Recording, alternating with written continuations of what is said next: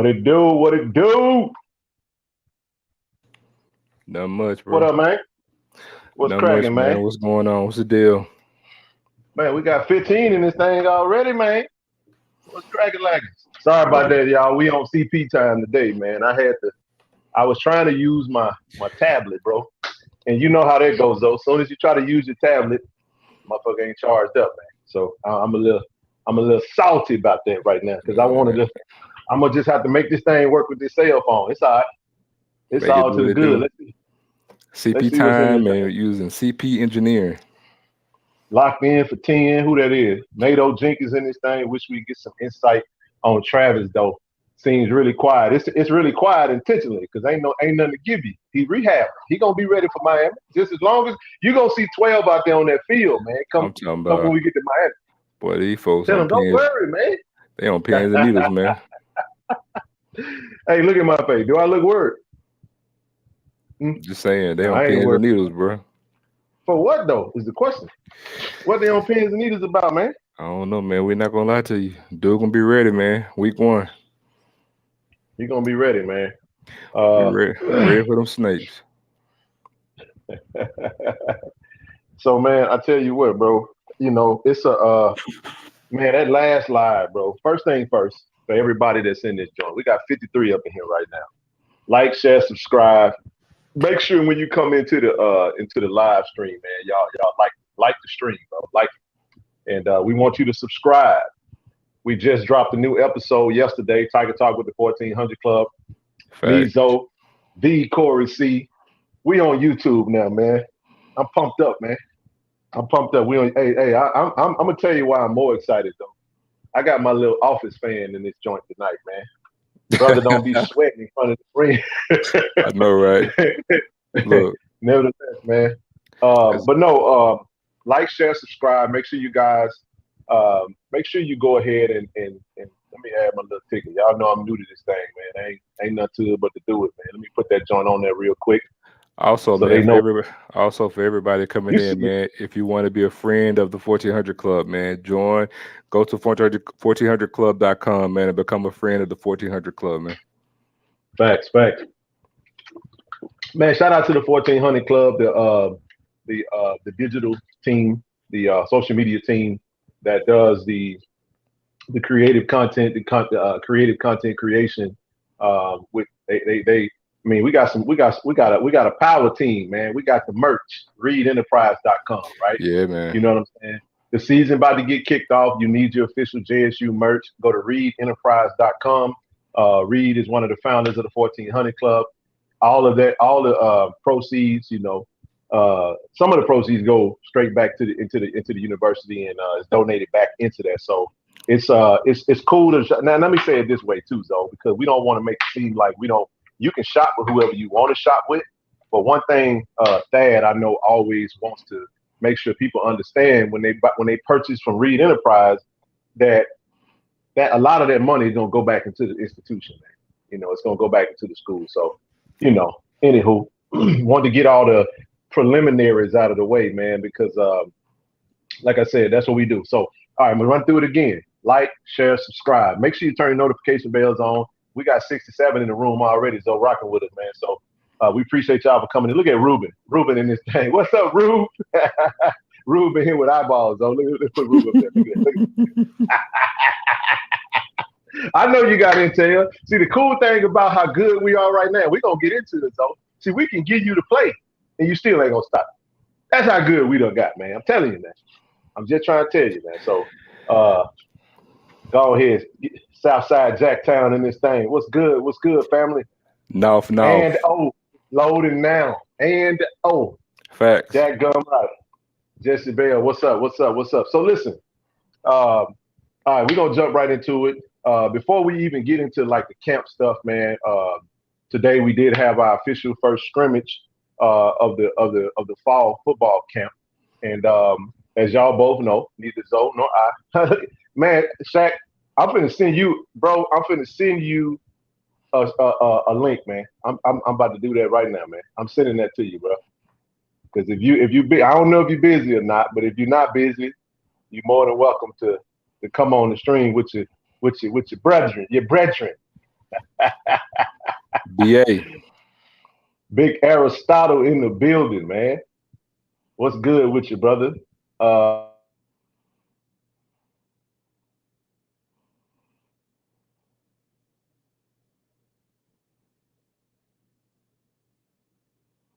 Think you froze, bro.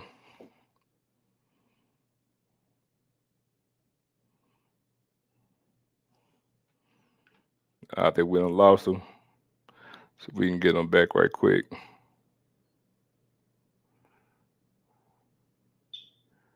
Let's see.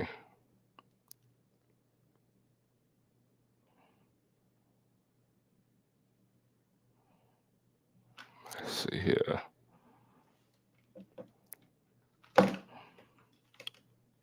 All right, y'all, just hold tight 1 second. See if we can get him back up here with this link right quick. Y'all just hold tight. And y'all just come on, just keep on, get the lights going while we wait for Ken to pop back on here. Yeah, man, we're gonna jump into this the scrimmage today. It was eye-opening. Eye-opening, man. We got apologize about that. My bad. You good. And eye-opening, man. We had a lot of good feedback for what was going on at the scrimmage today, man. A lot of intriguing stuff happened today. Man, who said the picture of Ken looked too happy? I am happy. I'm always happy. Hey, man, what Zoe say on the show? Zoe, I ain't gonna steal your thunder on the show, man. Zoe said, man, I went to bed a champion. I woke up as a champion every day.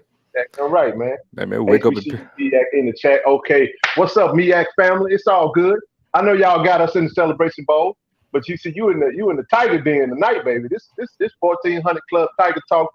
This is just now. This is not Tiger Talk with 1400 Club. We just a part of Tiger Talk with 1400 Club.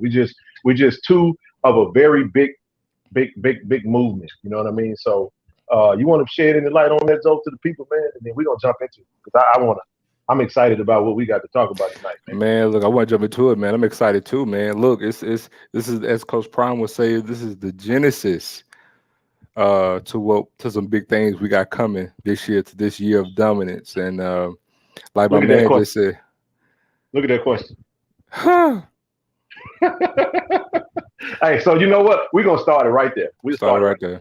Let's start it right there. So boom, let me just say this. Let me just stop and say this. Go ahead. We got more than one. Facts. Got more than one. Facts. Do be facts though, bro. Yeah, more than one. There's actually footage. There's actual footage out there with us getting, which appears to me to be about a 50-yard field goal made at the scrimmage today. Yeah, it was a 49 to be exact. 50-yard field goal. Absolutely. Yeah. Hold on just a second. So I mean, a couple of things, man. We gonna go back into the top 5. Man, we talk about the top 5 to ever play. Hey, man, let me tell you something. Let me tell you, don't you steal my thunder, Bun. Don't you do it. Hey, man. Don't you do it. Let me say this. Go ahead. Let me say this. I'm sweating already, man. I'm excited. I ain't gonna tell y'all why I'm sweating. I had me a little cocktail before we got started, so look, I gotta get all that. According to everybody else, you know, Gally really only flashed that FAMU game last year because he was unblocked. Ken can vouch. Since the season ended, I've been on this train telling everybody Gaddy is the one to watch next season. I got to remember, man, the kid was raw, but he has the frame. He's added to that frame. He's a quick twitch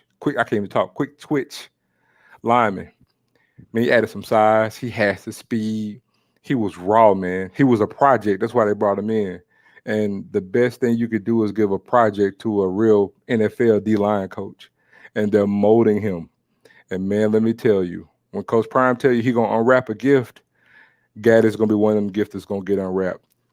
Dude is going to turn a lot of heads this year. When he get out the bus, you're going to see, oh, my, some things have changed. And Mo Sims played a part in that, too. Yeah, Gaddy's nice. You know what? So let me he said he looked like a Greek god. So here's the thing. So this is what we're gonna do. All right. And then we're gonna also go back into some of the things we talked about because Zoe, tell him, man, You know, you can't just come on any type of platform and say anything from about historical standpoint when it comes to Jackson State football players, because it's like a religion down in the South, man. We put out a top five. Now, mind you, it's a top five is subjective to the person that's giving it to it. It's always going to be some type of biasness in it. You know what I mean? Some of it might stem from, I would say, ignorance. We may not know somebody. It may come from memory, lack thereof. We might forget about someone. But man, we got a lot of feedback, man. I can't believe you didn't say such and such. I can't believe you didn't say this person.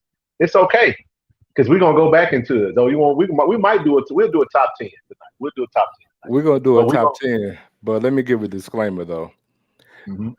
And everybody can comment your own top 10, but we have to give a disclaimer.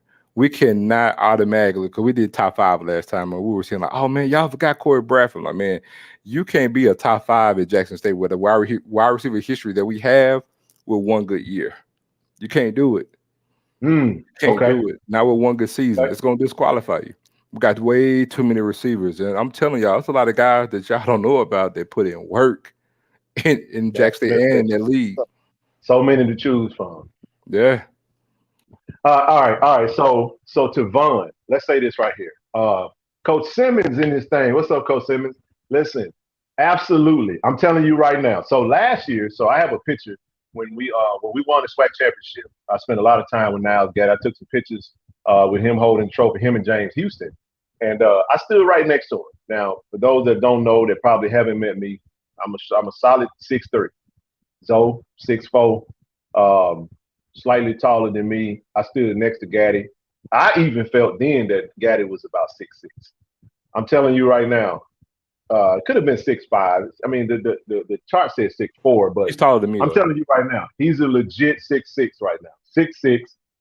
The kid is in the best shape of his life. I mean, he's what we would call a late bloomer. You know what I mean? We kind of touched on that on the show, and I'm gonna say it again, man. We dropped our latest episode.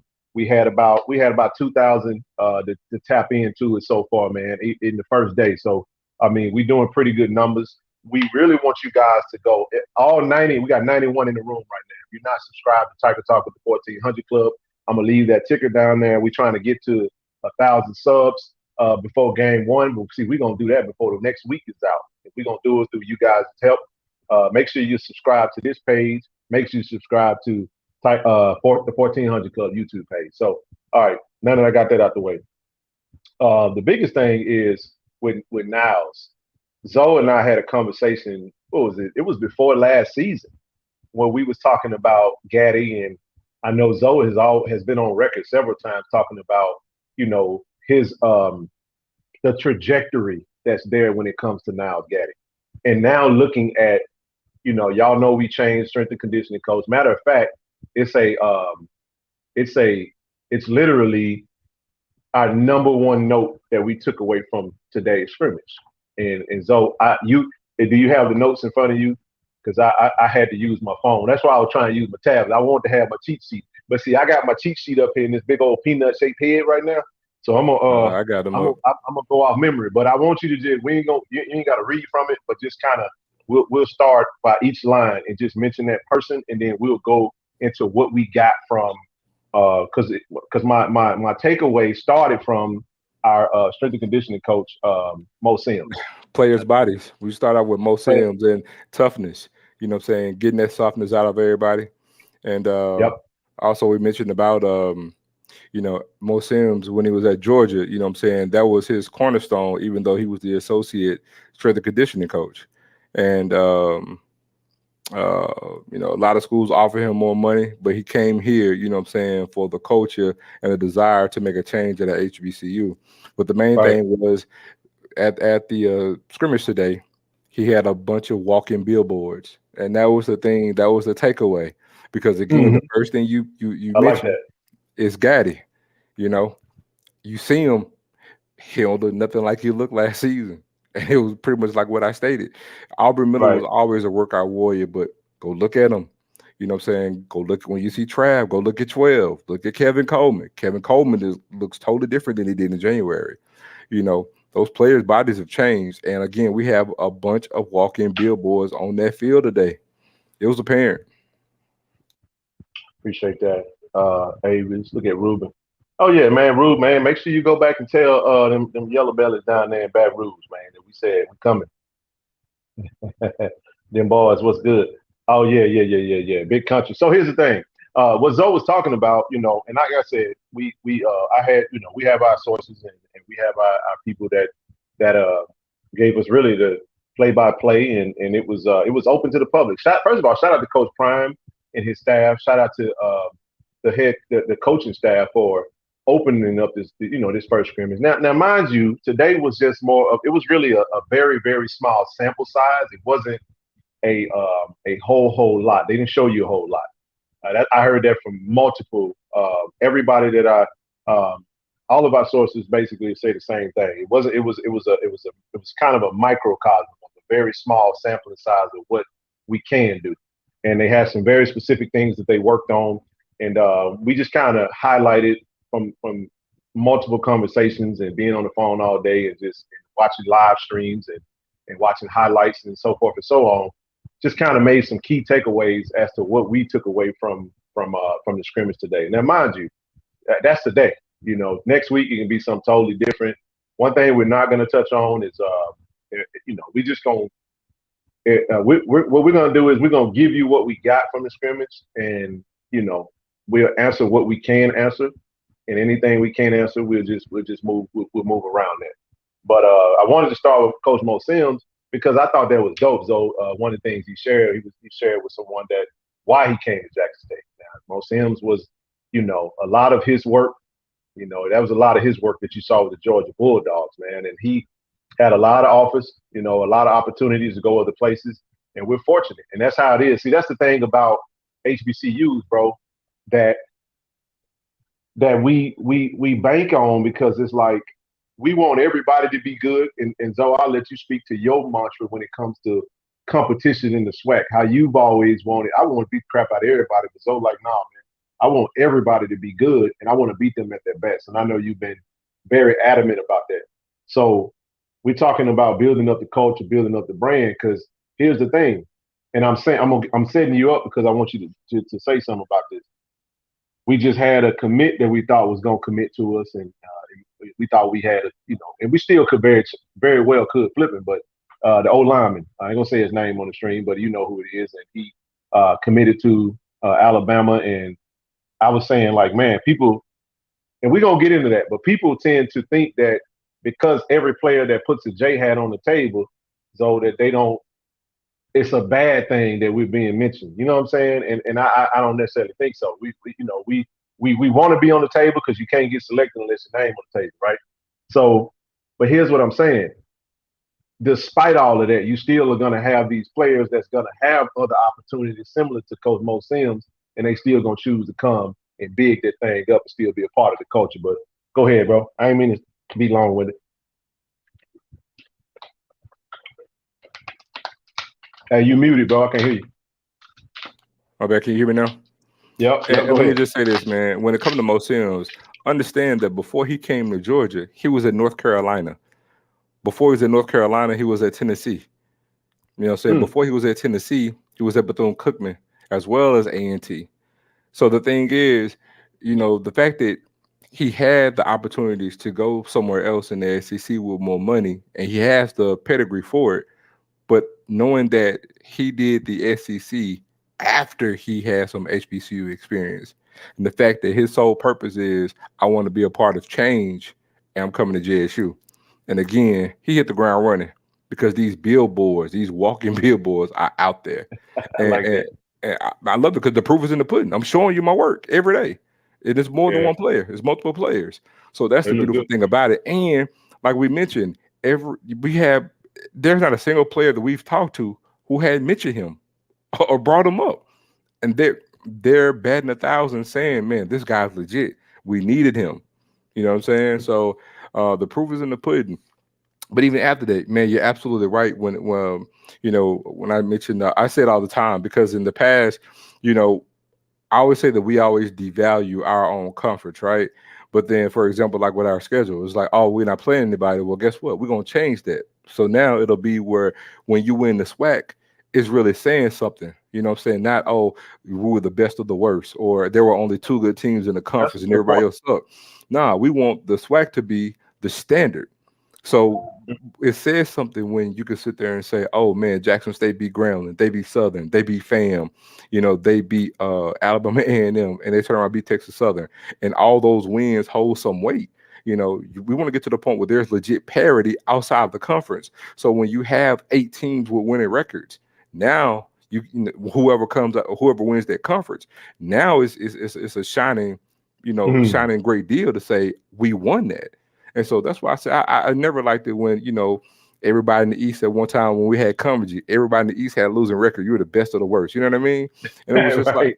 Yeah, I mean, we wanted to be like the true glory days, man, when winning HBCU, when the other schools was afraid to play us, man. And we did shows on that. Shout out to Shaq, because we've done shows talking about, historical. We visit. See, that's the cool thing about Tiger Talk, man. We get to go into different lanes. It's not just all live interviews. It's not just one thing. We get to touch on everything, every aspect of Jackson State, current now, what's to come, what's happened in the past. And it's there was a time when them schools they didn't want to play us. You know what I'm saying? And it can't just be, like I said, it can't just be us. But anywho, Coach Simmons asked a question. He was like, do we expect most seniors to be there in these 3 years? I don't think you can expect anybody to be at any job. Everything is year by year now. We're just in a different era now. In this climate, yeah, man. Yeah, it's a different, and I don't mean just a football standpoint. Man, listen, I think I got a decent career, but I'll say this: if an opportunity comes along better tomorrow, we're gonna have a different conversation. So, Coach, I don't think we can. I think let me say it this way: and Zoe, you correct me if I'm wrong. All positions outside of the head coach are year by year. Coordinators, everything's year by year. So it's got to be up, and then also the coaches got to also want to keep. I take it Coach Sanders was talking about Frankie Burgess won't be ready until week 4 when he was talking about one of the JSU's best pass rushers. I mean, he very well could be. Frankie Burgess, shout out to him. Looking forward to seeing him hit the field. I ain't seen him. Let's see. What's up, players? What's going on, William? So, smoking, enjoying the vibe. Hey, what you got? Hope you got that cigarette, man. I mean, not cigarette, man. Cigar, man. We cigar smokers too. Burgess is good for the season, no doubt, man. You'll see him out there. You're gonna see everybody out there, man. I think I can say on good authority as of today, you're gonna see everybody on this team this year. Yeah, looks like more speed on the field. I was never impressed as route running only. His sleeping ability and hands. Keith Corbin was the best tactician in my opinion. That's subjective.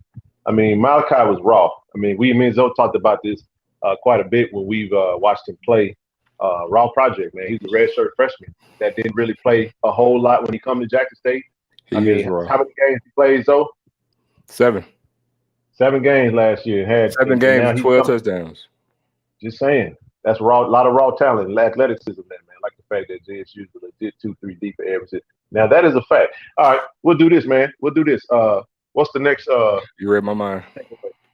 What's the next one you got up there? Who we mentioned next? You pretty much just go into the into who I always saw, from the scrimmage today. You talked about Hooks, Wyman, Buckley. Okay. So we'll start with the wide receiver core. Because now the 1400 Club, thanks to the 1400 Club, they got my clip. So when we were talking about, we got a top 5, top 10 wide receiver core in all of college football. We stand on that. I said, hey man, listen. So a couple of names that jumped out. Kind of like we just gonna touch on the highlight. We're gonna give y'all everything because we know we got some snoopers up in this joke. And we appreciate y'all for tuning in too. First name up. Who's the first name on the list though? Shane Hooks. Got a touchdown. He did catch a tug today, man. Another player. I mean, and you guys follow JSU on social media. You see the highlights and stuff like that. I'm see you got Junior out there. That's Deion Junior that's got footage out there. You got Go Tigers, Go JSU Tigers page. You got Ash Shotty. You got Phil Minotti. You got a lot of different entities that's covering Jackson State right now. So we appreciate all of it. But Hooks, from all accounts and reports today, Shane Hooks looked good. And let me say this: Shane Hooks did what Shane Hooks do. This has been consistent. This wasn't just a scrimmage thing today. Shane has been consistently. You noticed though when we was on the show, when I did mention who I think would possibly start. Man, I mentioned Shane Hooks first. I mean, he's a legit 6'5". His body looks like he's really developed and got his grown man bones and really decent route runner, good hands. It's good to see him, making some, popping off the screen today, man. I also remember too, Shane Hooks played a lot less than Malachi did last year. Why did one? Question: JSU have only 4 games. Why they won the Swac title? They won the Swac title because we beat everybody. I feel like some of them just use JSU for clout. I mean, listen. Check this out. What's up, DJ? My brother's in the house, man. I mean, that's true. That's true. But that's par for the course. That's par for the course. I mean, when look, at the end of the day, man, our recruiting rivals is no longer the schools in the SWAC. Let's just call it what it is. Look at who we're recruiting and who we're up against when the hat's on the table. When you're in that Final Four, we're recruiting against Alabama, Ohio State, USC, right? And we only got 25 slots, so we're not going to get everybody. Hey, Mario makes a good point. He said once the season starts, I believe JSU going to flip a couple more. Let me say this, Mario. That's going to bode well true for not just Jackson State this season. Watch what I tell you. FAMU, those they're going to have some players. FAMU, shout out to FAMU, by the way, man. I really like the idea of miking up Isaiah Land. I watched the whole thing, though. That was it's kind of like hard now. I said, man, this is creative, man. I like this. But you know what? And the kid's funny, man. He got. I'm gonna tell you another one. Another one. I'm just naming them and then Juice Jenkins. Juice Jenkins. I knew you was gonna go there, bro. Wasn't that not good, bro? Yes, but guess what? But guess what? And look, we don't hate. We have been on this train for the longest. We want all these schools to get their media up. We love shout out to Yard. Shout out to Yard Talk, because Yard has been one of the front liners. We've been on this. On the front line. We had a show. We did it on this. We talked about it on the Spaces. And this is what I said. This is why what we do is so important. Listen, I don't have an issue. This is what I'm saying. There's a lane for everybody, man. Facts. We got to get this is what we got. I'm going to get on my soapbox for just a minute. Because you always talk about how, black folk devalue black stuff. Listen, man, as brethren, as fellow brethren, we banter. We're gonna talk smack. Ruben, one of the brothers, man. Ruben has been on the show before. Him and BJ Jones, and I think was that last season or the season before last. I think they might have been in the spring when they came on. But here's my point. The point is, like, you're gonna have situations, man, where it's time to talk a bunch of smack. But in the end, you really want to see everybody win. Now, on Saturday, may the best man win, because at the end of the day, none of us really playing. But one of the things that I saw take place, though, is this. We got on that Spaces. You mean we was on a roll with the Spaces, right, on Twitter Spaces, for those that don't know. Mm-hmm. We get to talking about social media, this and that, and I'm telling you, it looks like every team. Shout out to Rose, the biggest boss. He put out a message. All I want is that lemon pepper. Yeah, that's what I'm saying. Hey, how dope was that, man? Rick Ross coming on that thing. I put it on my IG story, man. I was like, this is dope, bro. And this is all I'm saying. So here's what happens. We think that if I'm doing this and somebody else doing this, it's gonna steal my shine. No, everybody has a lane. Y'all know what we do. Y'all know who we talk about. And in the midst of us talking about JSU, we're going to talk about everything else that's in relation to that. So don't ever feel like you can't support everybody and everybody still eat from the, it's more than enough to go around. Man. More than enough. If most teams are there for 2 years, you will see JSU thrive. I absolutely believe that.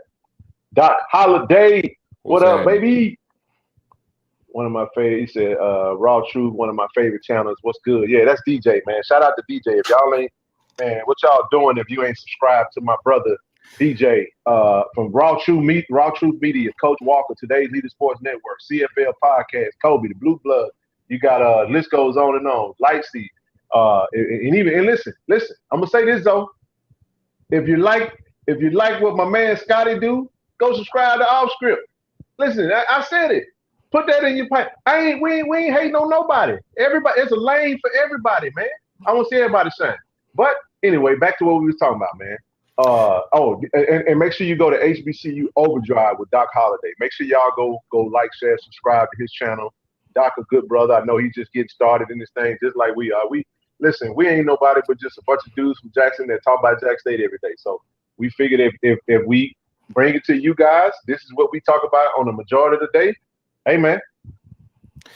But yeah, look, but back on the scrimmage, again, had to mention that, you talk about Shane Hooks. Again, Shane Hooks played a lot less than what Malachi did last year. A lot less. We are. I'm gonna put this up there real quick. Jacktown, we are absolutely gonna touch on the Jackson Water situation, but we're gonna get through the scrimmage notes. We got a lot of stuff, man, that we can try to get into until Zoe gets sleepy-eyed again. As in case y'all don't know, it's early for me, so I'm well rested and ready to roll, man. So, but we're gonna definitely touch on that. Everybody hit them like buttons for sure, man. Hit them like buttons, get them likes up. You want the J hat on the table because when a player jumps in the portal, that relationship is there. Great point, J Boone. Man, right. Boone, amazing point. And here's the thing. Zoe told me this because I used to. Now I'm gonna tell on myself, bro. I get in my feelings.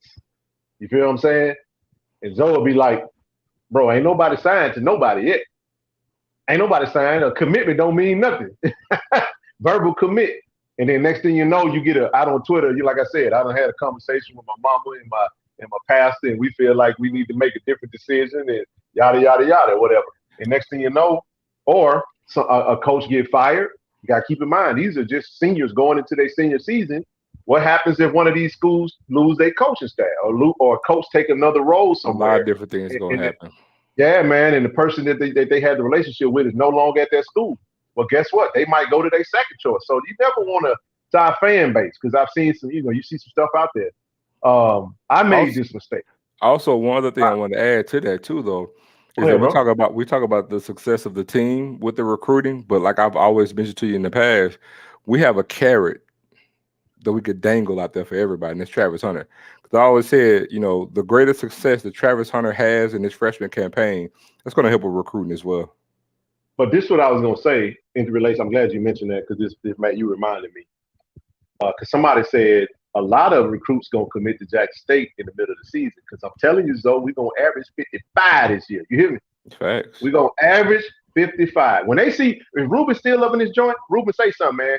When they see Jackson State and Southern, when they see that homecoming against Campbell, and listen, there's a lot of recruits that's actually considering, Blue said this last time he was on the stream, there's a lot of recruits that's considering Campbell that's going to come to that Jackson State Campbell game. So you're going to have a lot of people in the building. You know that Grambling game is going to be packed, man. It's the first game of the season. It's the first HBCU game for them. You know what I'm saying? They got a tough two opponents. They got some winnable games, potentially, depending on what they look like. They could probably beat Northwestern State. Arkansas State, I think, is going to be a little tough for them. But let's say they could very well upset them. Don't tell them that they can't beat them.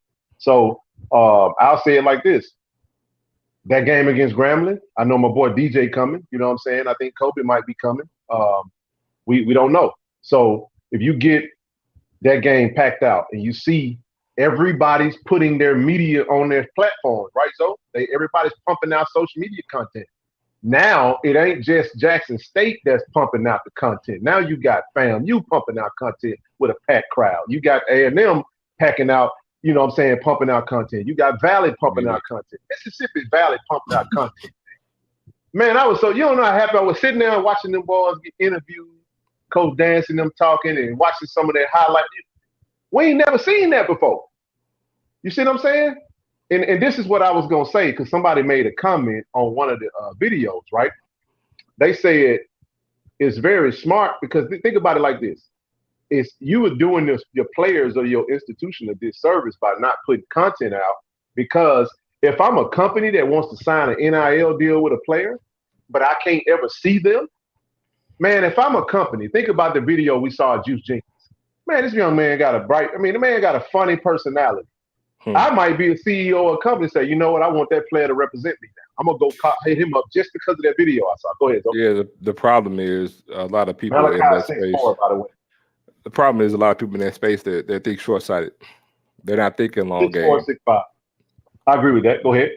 Not just saying they're short sighted. They're not thinking about the long game for those players. So that's why. But so, let's do this, bro. I ain't mean to cut y'all. Let's get through these scrimmage notes. Let's get through these scrimmage notes because I feel like we'll get all over the place. So Shane Hooks had a really good day today from work. Shane Hooks had a touchdown. Also, we got a note too on Shane Hooks when he got the touchdown.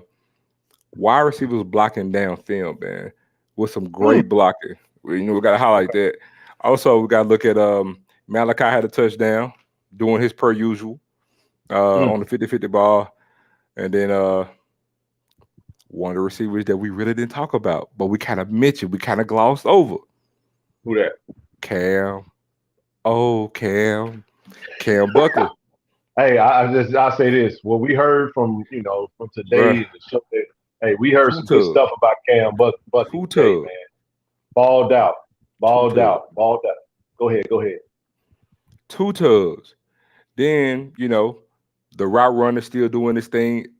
Dallas Daniels has been doing the damn thing since he set foot on campus for this fall camp, man. I got him as one of my day one starters. We're both in agreement on that. I believe Dallas is going to start too.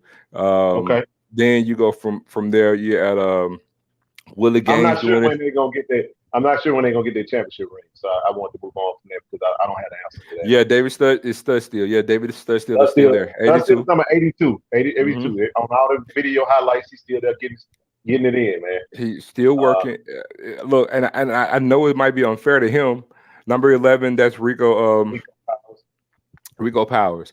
Look, it may seem unfair to you look at Willie Gaines or even David Studstill, Eric Simmons, Christian Allen. The wide receiver room is so deep. Heroes, but here's the thing. Here's the thing to those guys. Those guys are battling. Eric Simmons is putting in work. Christian Allen is putting in work. Christian Allen is going to be on the field. It's just that the depth is insane. But that goes back to what we always say. It's a top 5 wide receiver room in the country. There you go. Rube said, based off what I said last 2 weeks at ASU, Jack State and Southern is headed for a major collision course. I'm telling you, man. Rube, look. Let me tell you this. I said it night before last. Look, I ain't gonna run from what I said. Now, I slightly picked Alcorn to win the West, but watch this. I feel like instead of me just saying Alcorn going to win the West, I said whoever wins the Southern Alcorn game will win the West. So I also said whoever wins the Bayou Classic. So I say it's a coin flip. I think. See, the thing about Southern to me, it's not so much Dooley. He plays a small part in it, but Southern had the roster already in place, and they added some really, really good pieces. And no matter who's the coach, Southern's going to have a good line. They're going to have at least 1 or 2 good running backs, and they're going to always have a tight end. We got a good D-line. Damn good D-line. Yeah, and so they have pieces. The main thing is, everything else coming together. So, and I slightly kind of want to give the nod to Alcorn solely because of McNair and continuity. I don't think who won that game last year? Alcorn beat them by a field goal, didn't it? In Southern. That true? I can't remember. I think that's what happened. I think Alcorn beat Southern by a field goal last year at the last second. I can't remember. Or it could have been Southern beat Alcorn, one of the two. I know that was a field goal game. But I don't think that. Listen, this is my take on that Alcorn Southern game. No disrespect to Alcorn. I don't think Alcorn is gonna have. I don't even think it's gonna be close. I think Southern. I know Southern historically for the past 7 seasons has struggled sometimes with Alcorn. I get it. Sometimes. But I'm just looking. I know. I'm just looking at what I know they've done, and man, I think this their year. They'll get them this year. And so. What's up? What's happening, fellas? So, C Wade. North. In the building, man. What's happening? North. All right, I think most things would love the JSU culture here. Want to leave for a while. That's cool. I agree with that. Go, keep going. I'm listening. But back to Willie Gaines, man. He did this thing in the slot. Dude is gonna be dangerous. When you factor in him and Kevin Coleman, a lot of work is gonna get done. And then Quay caught a pass or two, and then from there we went to the tight ends. Man. Well, before we, I want to mention something because this is another conversation. Willie Gaines jumped out. Yeah. They was using him in a good little. They used him in some creative ways. We'll say that. So that that was pretty much. Go ahead. Let me say this too, since you mentioned Willie Gaines, because I know he's been moved, but we got to mention him at least at this point because of how he actually was being utilized today, and that's Caleb Jolivet. No, we got him at running back, but he he moves in, at wide receiver sometimes too, and I mean, even Jolivet. I noticed said that Dunbar looked different. He said the Dunbar is with Bowling Green. Bowling Green. Yeah, he looked different. He definitely looked different. He got a different uniform on. He looked different in orange. A whole lot different. A whole lot different. Brown and orange and white. Oh, yeah, man. He said, what you saying about Shane seems very interesting. Yeah, man. I just think, but now listen, folks, this is scrimmage one. Like I said, this is a sample size. I mean, we were excited about it. Like I said, not being able to physically be there today, but being able to have boots on the ground and some eyes and ears is what it's some trusted football minds and sources of what we was really banking on. How the DBs look today. Speaking of DBs, we'll jump right into that. I was told my man Jalen Hughes played very well today. Nugget had some flashes there. Herman Smith, man. Herman Smith. My boy. Shout out to Herman Smith, San Diego, California in the house. Herman Smith. Herman Smith had a strip sack on our boy Jesse Riley, man. You got to hold on to that thing, man. Herman Smith is having a damn good camp. Hey, I was about to say that, man. Herman Smith balling out, man. And he's gonna be. So Herman Smith is gonna get a lot of playing time this year. I know last year he basically like redshirted mostly special teams and scout team, but and this year he's gonna do know Herman Smith as a true freshman was the only DB. Remember, he played both cornerback spots, both safety spots at some point last season. Man, listen, I think he's gonna play. The cool thing about Herman, I like, man, is I got my brother Coach Walker in the house, man. Shout out to Coach. Today's Sports Network. Make sure y'all go subscribe to the channel and make sure you're watching that content, man. If you need something to watch, make sure you're watching the content, man, and consuming it, because you got good brothers out here, man, and really trying to, get the hustle on, man. This is a different wave, and listen, like I said, we do it for the love of Jackson State. And it's like Corey says all the time. Man, we gonna get Corey on this thing live one time.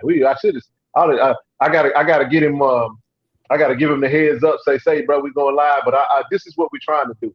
Honestly, right now, I'm just trying to really get in a really good groove of using the platform and using the technology. Because as you can see, I like to be on time, and I was 10 minutes late because I'm fumbling and bumbling and can't figure this stuff out or whatnot. But yeah, man. Make sure you check out my brother, Coach Walker, DJ, and everybody I mentioned. We're gonna get to that O-line in just a minute, but go on, keep moving right along, Zo. On the notes. All right, what else you got? First thing up, man. We're gonna spend a little minute on this. Okay. That first and second team defense, man.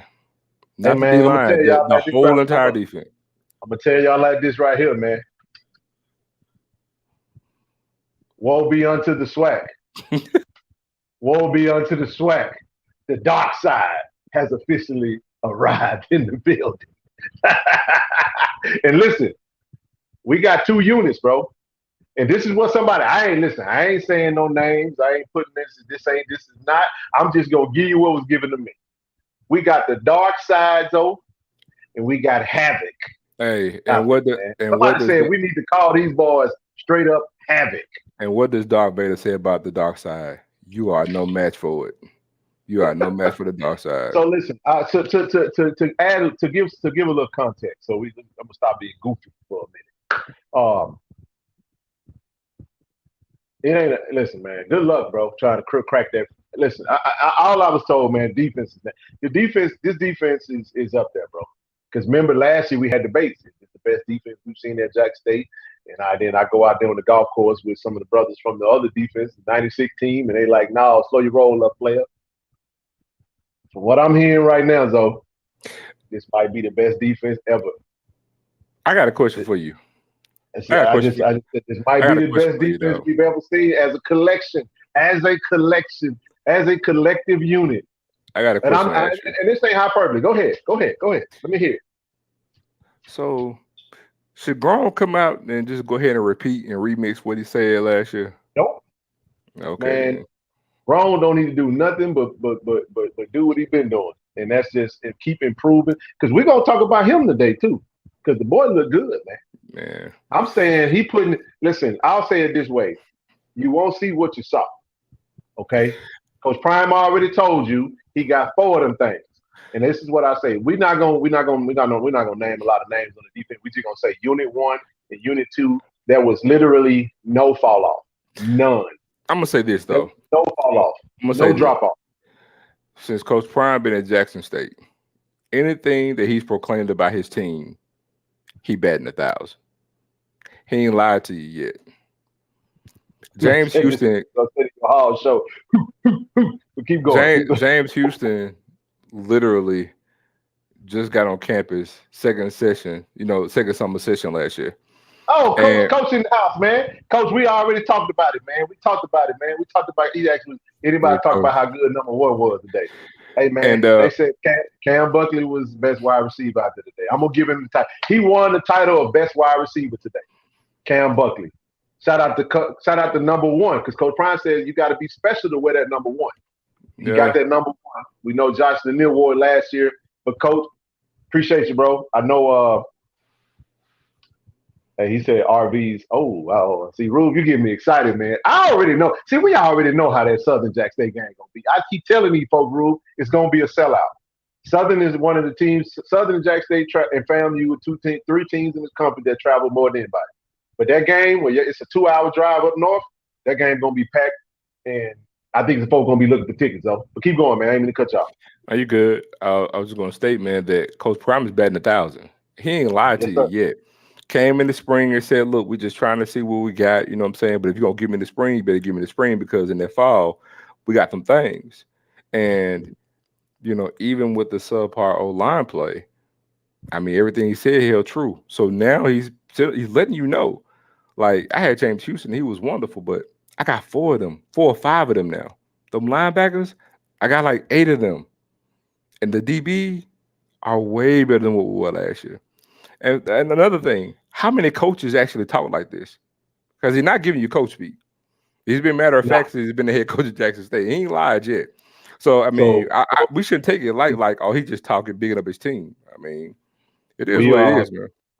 From what we, and this is something that we've known to be true from just kind of going through. And make sure y'all guys go check out the show, man. We really touched on, because Corey really set us up really good on the show, and giving us really an assist to kind of go into like where did we struggle at, and what we're gonna do to actually take that thing to the next level. But as far as the defense, bro, let's just say we're 3 deep at every position. 3 deep. When I say 3 deep, we're not talking about just three deep for us and just having bodies out there. We're talking about 3 deep quality starter level depth. And I'm saying starter at Jackson State level depth. You know what I'm saying? I'm going to just throw out a few names, just people that from the defense. Like I said, we're not going to get into no specifics. But number 1, shout out to my main mans. All Swac preseason, Devonta Davis jumped off the field today, man. That big, grown, 6'6", 250-pound stud coming off the edge balled out today. Had an interception, by the way. Niles Gaddy. You know what I'm saying? And that was off of a tip. Justin Reagan.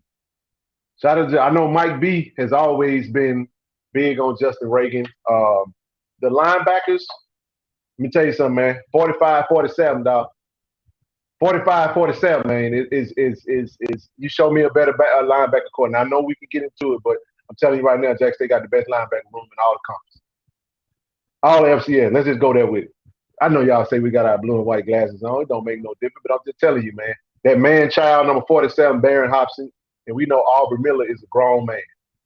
Aubrey Miller is a grown man, and they balled out. They represented today.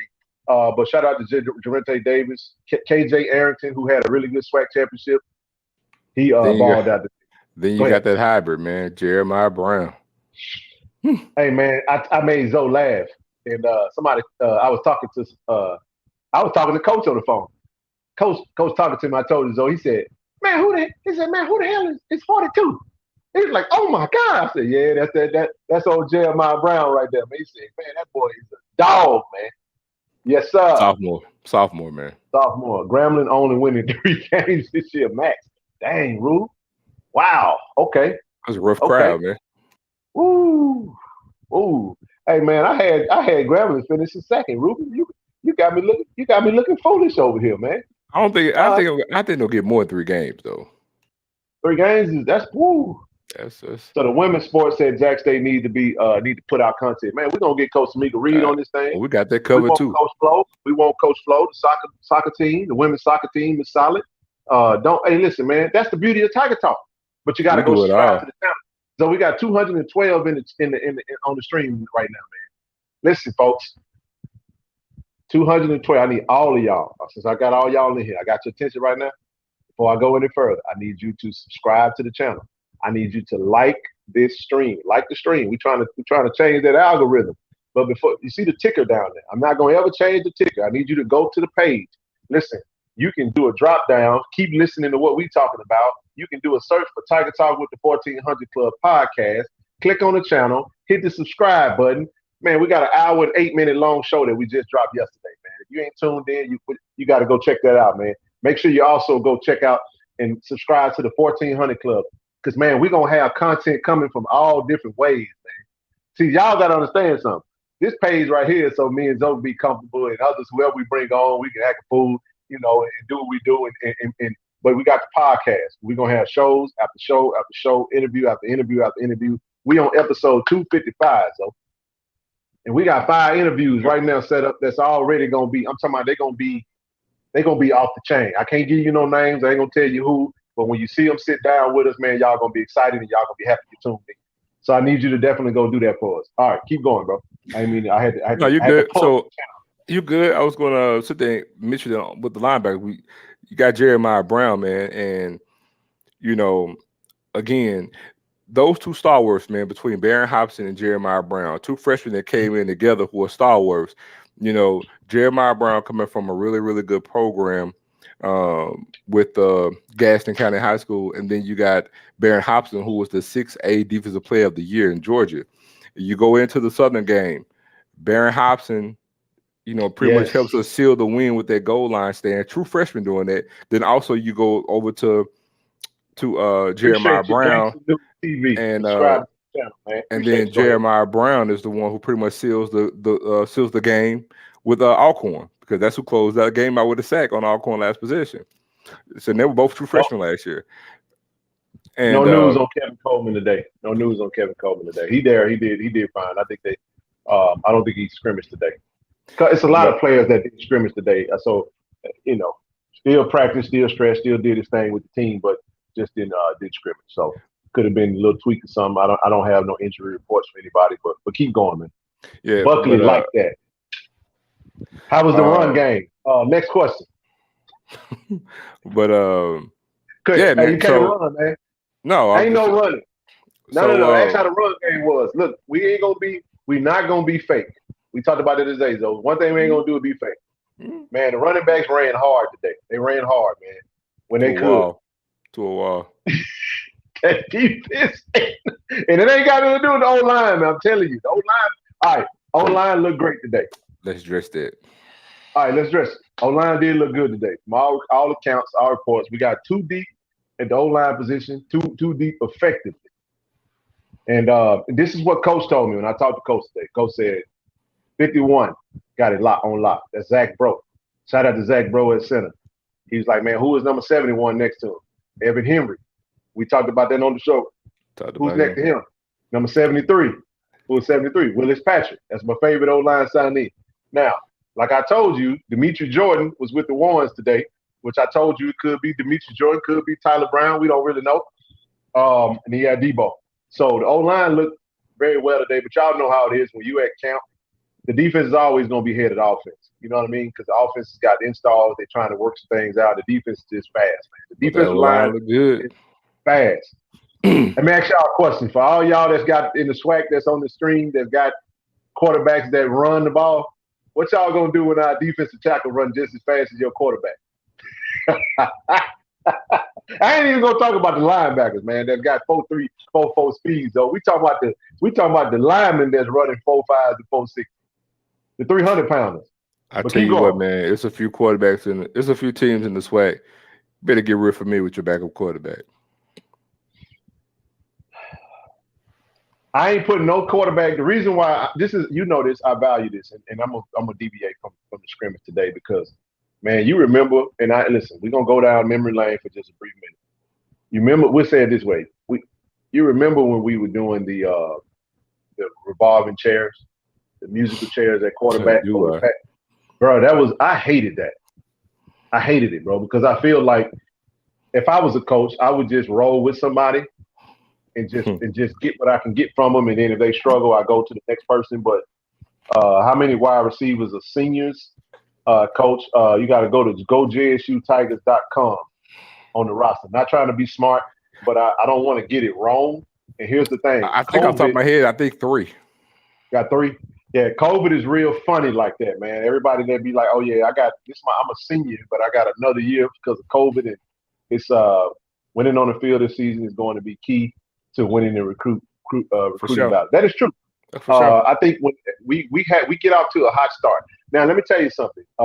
This is why everybody needs to be tuned in to the FAMU Jackson State game in 3 weeks. 3 weeks. 3 weeks exactly. It's going to be game time.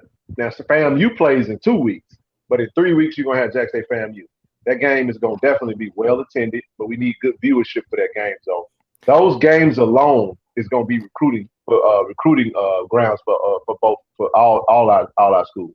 But to echo what he just said too, winning is going to be key to the success. But also, again, Travis Hunter individually having success, but also Kevin Coleman. Whenever you're high-profile guys, because let's not make it a mistake. A good portion of HBCU fans and even non-HBCU fans are going to turn into that FAMU game to see Travis Hunter. And so throughout the year, if they're having great success as well as the team having success, that's going to help recruiting as well. Looking good. It's looking good. That's why it's so important, man, because it's important that because we're not selling. We don't have $1 billion and $1 million collectives like that. Coach Prime talks about that all the time. It's pay for play. Remember, we talked about SMU. Every football player and basketball player going to get $36,000 annually. Yeah.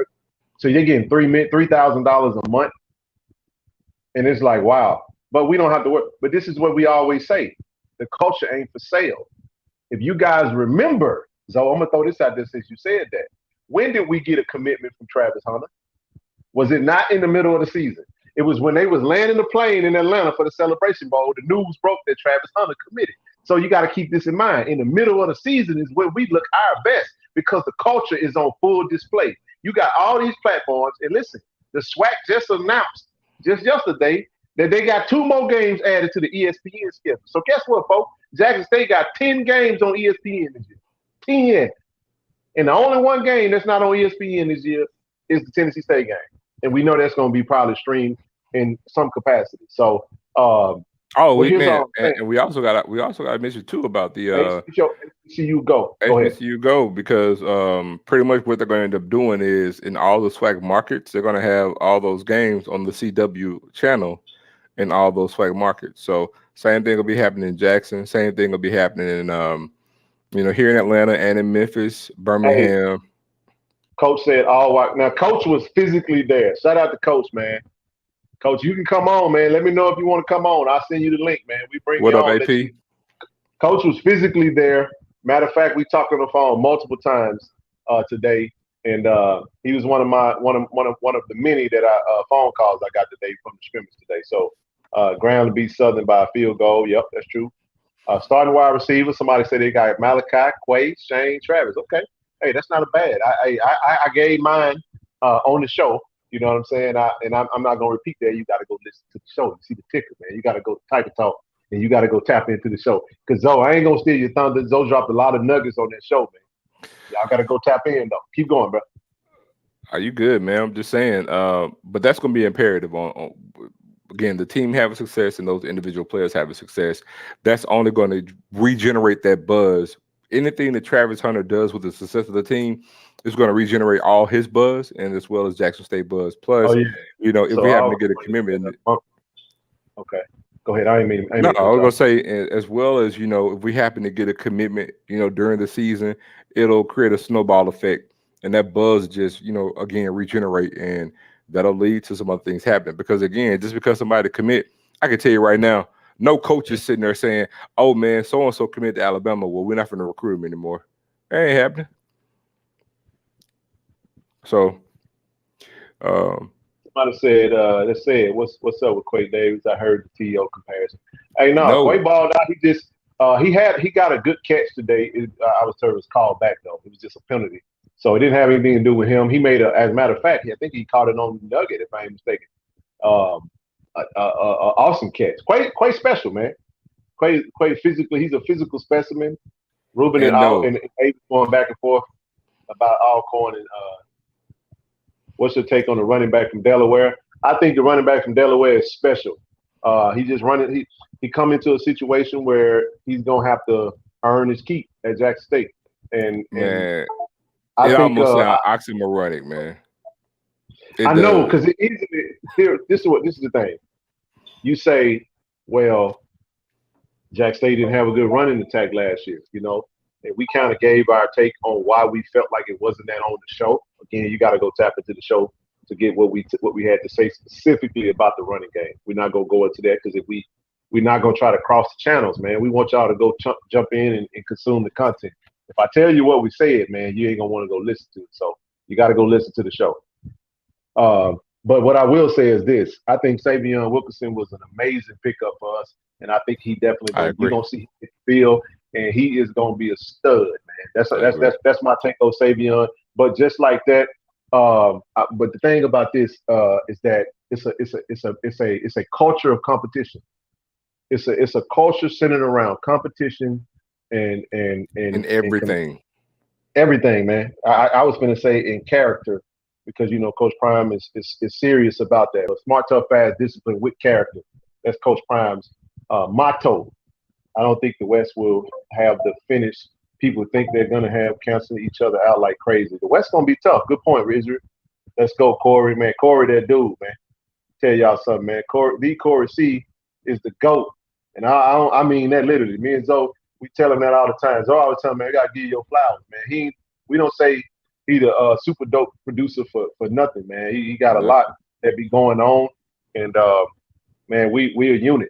We move as one. And, so look too, man.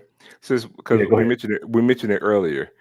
We're gonna jump into this top 10 wide receivers, but after that, because we had a question the other night that we didn't address, and that was, outside of JSU, the D linemen, in the Swac at other schools. Yeah. We're gonna definitely touch on that. All right, let's get through these notes real quick. All right. I wanted to make sure where we at on the notes, man. Pretty much now after that, man, just Caleb kickers. Took one to the house today. Yeah, after that kick return, first kickoff zone, he took that thing to the house, by the way. After that, it was kickers and then QB1. Yeah, QB1, great accuracy. So one thing I said on the show, I won't repeat right now. You gotta go listen to it. But let's just say Shador's accuracy is great. He's getting the ball out of his hands very well. Back shoulder fade on the money to where only the receiver could get it. The boy looking like a pro. You know what? Looking like a pro right now, man. I'm gonna say this. I'm gonna say this about QB1, man. It's gonna sound crazy to hear me say this, but it almost looked like his confidence is getting better. I know he was already confident. That's what I'm saying. It sounds crazy. I know he's already confident. He got his daddy's confidence, dog. I'm gonna say he's already a confident person, but like you can see it. It's not him verbalized. You can see him, being more confident. He's a student of the game, man. He's a student of the game. And let me say this. I had a chance when I was at home and I had a chance to go check out the upgrades of the facilities. Not a lot of folk in the building. Guess who comes in the building while we're in there, Zoe?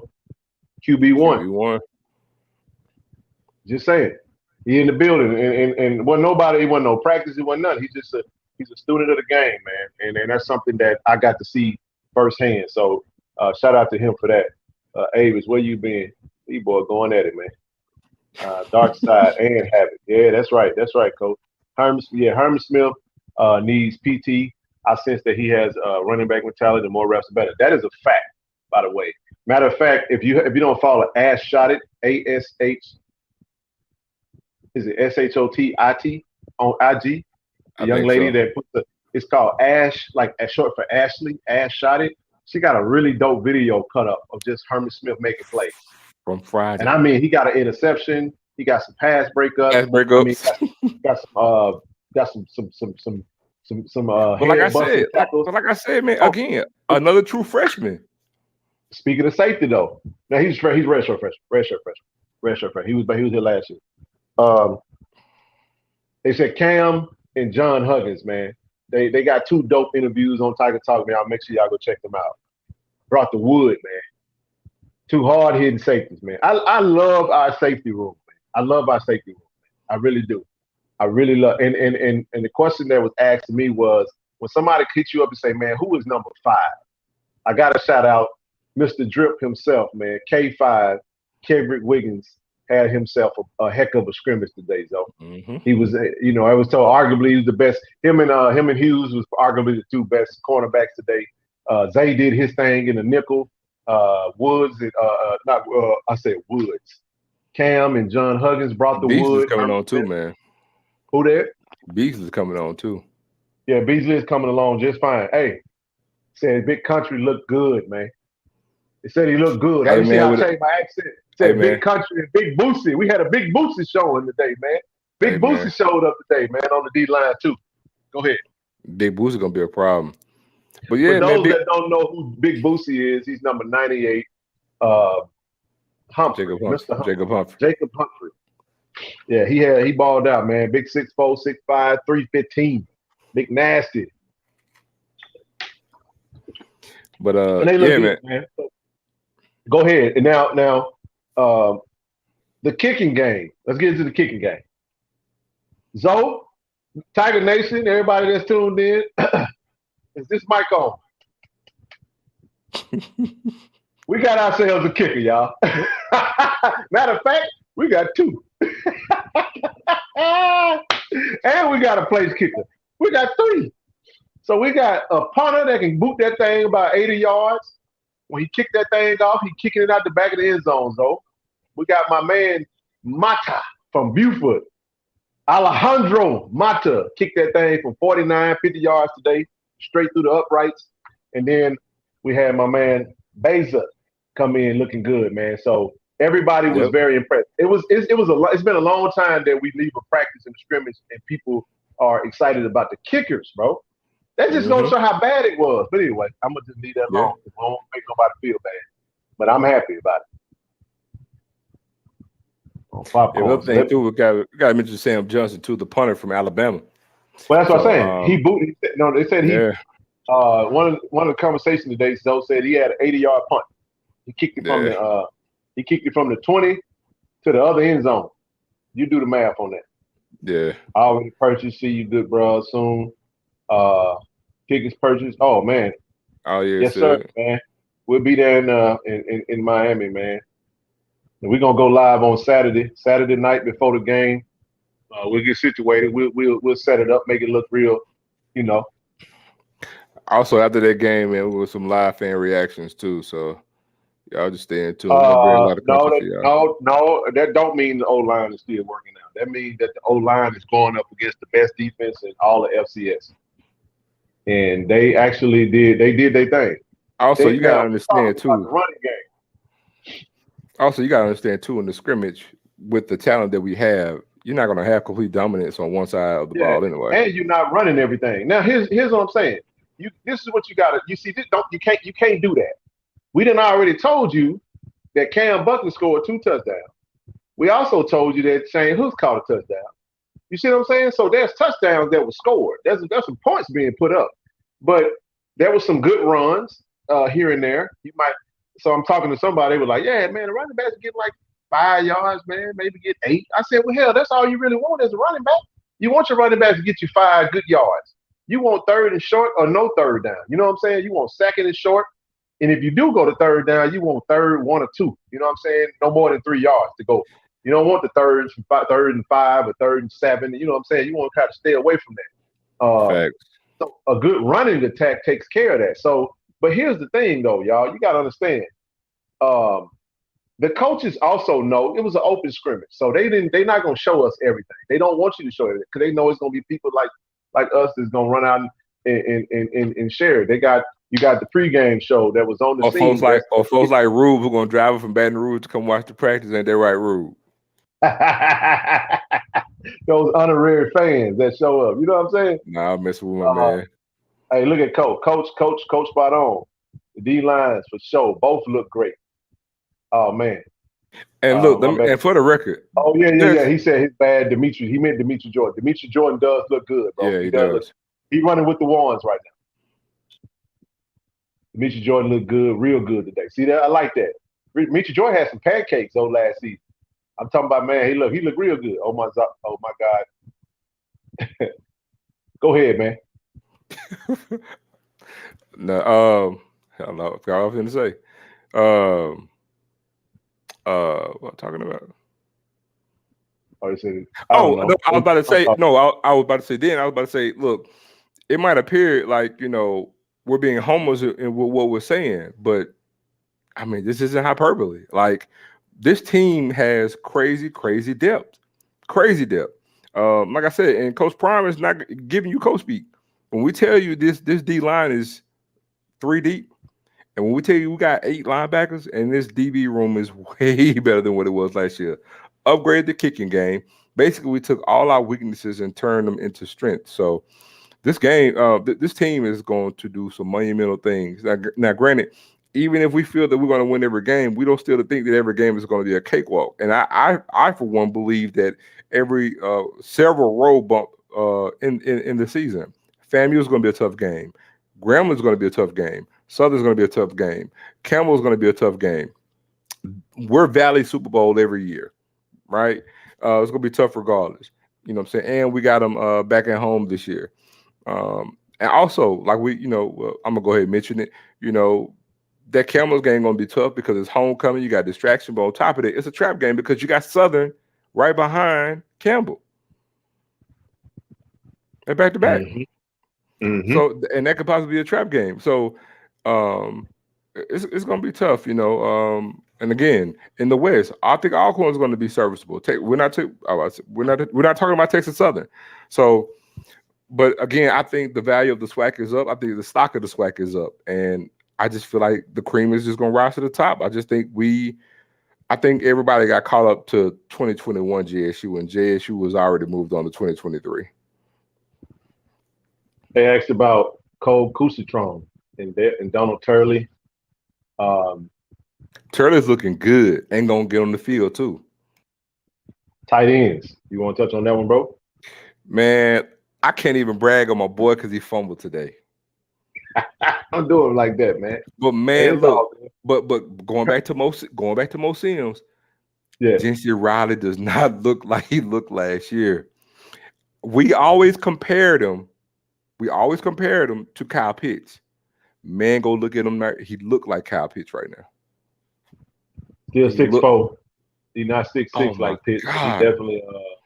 What about Hayden Hagler? I heard he's really good blocking. He is a really good blocker. Hands. Yeah. Let's see what else we got out there. Question: do we need to settle in on a core 2 deep? Could constantly shuffle. Well, I think the coaches got that part figured out. I mean, I thought they did a really good job last year. We were deep last year, probably not as deep as we are now. But what you think about that, bro? Well, honestly, to answer his question, it's too early in the game right now to be selling on the 2 deep because we got so many guys. Everybody got to get reps so you can, figure in who you're going to go. Also, be mindful that the type of offense we're running, we won't have a 2 deep. Ken is not leading you on. We got a 3 deep, and all 3 are going to be playing. Mm-hmm. Man, listen, we just as excited to see who gonna crack the 2 deep anyway. Just like you guys are. He said the West going to have to be where Andrew Body. I was talking to Coach today. Coach, if you don't mind me saying that, Coach feels like Texas Southern going to finish second. Coach Walker.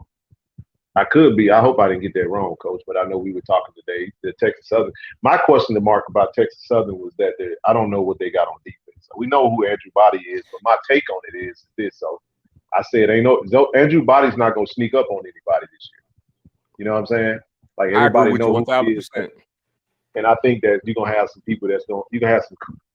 Coach Prime always tells us about the coaches that's in this conference and how well they can coach. You got to think about their ability to adjust and game plan and put together a game plan against a dual threat quarterback like Andrew Body, who has a deep ball and has speed that can run. So I think he's still gonna ball out. Don't get me wrong, but I think he's gonna have to really deal with some teams that's gonna game plan for him. Go ahead, bro. I'll tell you this. I agree with you 1,000%, but I'll add this. If Texas Southern can have a top 5 defense in the conference, or let's say 6, they can have a middle of the pack opportunistic defense, then they're going to give themselves a chance to finish like number 2, to what Coach said. I agree. There are too many question marks on the defense, so I agree with you 1,000%. Yeah, Coach, you tell them. Make sure y'all like the stream, man. Just hit the like button. It don't take a whole lot to do that. So Ken, go ahead, bro. You got it. I'm gonna tell you, man. So go ahead. Let's go ahead and jump in the top 10, man. Let me go ahead and hear it from you. Hey, you go ahead and rock, man. You want me to do it first? Yeah, you go ahead. Ooh, okay. All right, we're gonna jump into it. So before we do it, bro, that's pretty much what we had on our notes. No Travis Hunter update. Travis is, he's gonna be ready, man. I was told. Look, everybody this is the injury report. Everybody gonna be ready unless nothing happens between now and the time we play in 21 days. Facts. Everybody gonna be that he taking. They'll be ready to roll. I think other than that, really good scrimmage today for what we was able to see. Very basic. Coach Prime, he ain't never satisfied, so he Look, man, I'm going to say this again. I'm reading the comments. So what I'm going to stop doing is I'm going to stop reading the comments. That's why I kept interrupting. I apologize. Stop saying that shit. I just said, and I don't mean to get irate on here. I'm reading the comments, Zoe, while you're talking. So I'm going to address it so don't nobody else got to say the shit in the comments. I cut Zoe off while he was talking because I'm reading the comments. Apologize. All right, moving along, bro. Go ahead. Are you good, man? J.D. Martin, the best running back. I'm going to put him up there. Apologize again. So I'm going to add everybody that said, Zoe, I apologize, man. I'm telling you, man. I'm trying to listen to Zoe, and I'm also trying to – Zoe can't see the comments. So I'm trying to put him up there so he can see them as well because I want to get his take on this stuff. So I apologize for cutting him off and jumping in. You good. So you good. Well, go ahead. No, you good. Go ahead and jump. No. He do me like this on the phone. Y'all just don't hear it. Facts. And this is what he said out there. I'm going to do you one better. I be like, Joe, let me go. Let me go. I said, all right, so I'm just getting him back. Y'all seeing it. So I look like the one that's being disrupted today. But I can't see the comments though. But go ahead and do your top 10, dog. We gotta jump on this. All right, top 10. So we'll go. So that was, like I said, that's it for the scrimmage notes. Like I said, I'm gonna give you my same 5 I gave you last night or the other night. Number 1, I'm going with T.C. Taylor. Number 2, I'm going with Jimmy Smith. Number 3, I'm going with Sylvester Morris. Number 4, I'm going with Chris Burkett. Number 5, I said Rico Richardson. Now that I got 5 additional slots, all right, I'm going with Tim Barnett. I'm going with Double O Soul because you got me with that last night. You know what I'm saying? Willie Richardson. Now, this ain't in no order. I'm going old school. Bring some of that old school up in there. Oh, my goodness, man. Can I go J. Mark Johnson?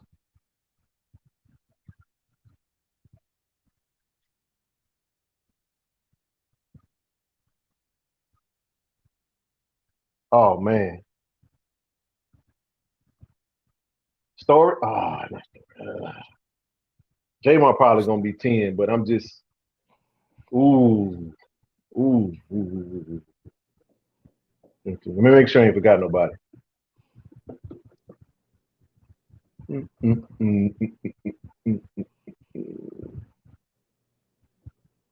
Lawrence Story? I'm not going to let you do that, dog. No, I'm stuck, bro. I'm stuck. What's that, 9? I'm at 9. I'm stuck. It ain't that I don't have 9. It's just I'm not gonna put Bradford in there because what we talked about. Yeah, you only have 1 year. Corey Bradford was rock solid, man. But I feel like I'm forgetting somebody because there's so many wide receivers to choose from.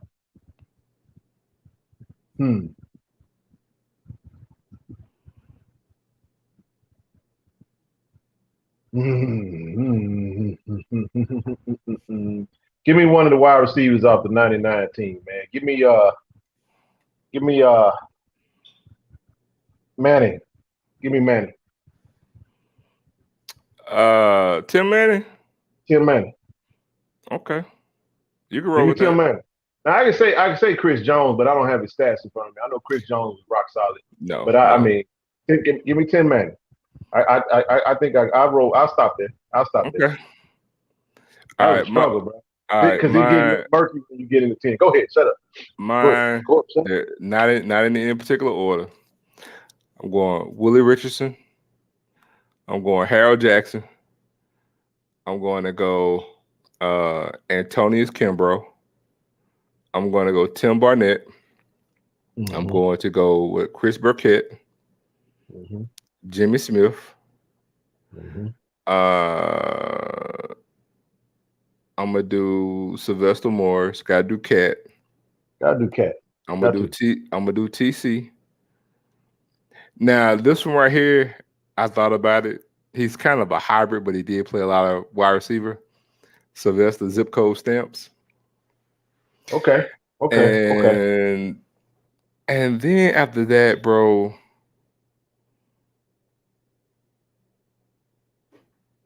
I think I'm gonna do. I'm kind of biased. I'm gonna do Daniel Guy. I forgot about Daniel Guy. A lot of questions that came up. Let's talk about Corey Bradford, man, because I think that was. Give your take on why you felt like Louisiana Lightning. Corey Bradford was really, really good, but I can't. I see it. I see. Running back different game. Corey Bradford was really, really good, man. But Corey Bradford had one good season. He came to JSU on a track scholarship, and we've had tons of receivers who played here and really just like got off for one season. And I can't put you in the top 5 or top 10 greatest receivers with just one quality season. You know, you got to give at least 2 really, really good seasons. Greg Spann was good. Man, this thing, man. I'm not gonna even address this. I ain't say nothing, man. Go ahead. TC played wide receiver year. Only played 1 year. Two seasons. He came. Zoe covered that on the last stream. He said that he came in as a quarterback, which he did, and he converted because of Mr. Superman himself, Robert Kent. Touchdown, Tony Jenkins. We both, yeah, that's a good one, Rod. That's a damn good one. That's a good one. That's a good one. See, Dan Williams comes up again. Dan Williams was he was a victim to. Can we say Dan Williams was a victim of circumstance? Yeah. Dan Williams was a really good wide receiver for Jack State. He ran into some situations where he had some subpar quarterback play. Man, he said if you don't put Ron Lewis in there, we're gonna have a problem. You're right, Avis. Avis, see, that's what I'm saying, bro. You gotta come on, man. You gotta come on. I'm surprised. I did say Rico Richardson. Lewis. I'm surprised Avis ain't saying nothing about zip code stamps. Because he from the mean streets of Vicksburg, Mississippi. Man, y'all stay with the Vicksburg Callaway smack talk. But here's the next thing, man. Let's talk about some stuff, man, because somebody wanted to. I think we want to go into the defensive lines of the SWAC. Let's touch on that, bro, before we move along. Let's go. I don't think man, y'all feel free to add more names in the comments. And we'll touch on it again if we get a chance to, if it comes back up. But top D line, you said the question was, what was the question again, though? They asked, outside of Jackson State, who are the best D lines in the SWAC? All right, my answer first off of that will be, my first answer after that would be FAMU, then Southern. Oh, you gonna go FAMU first? Oh, you got. Let me tell you why. Let me tell you why.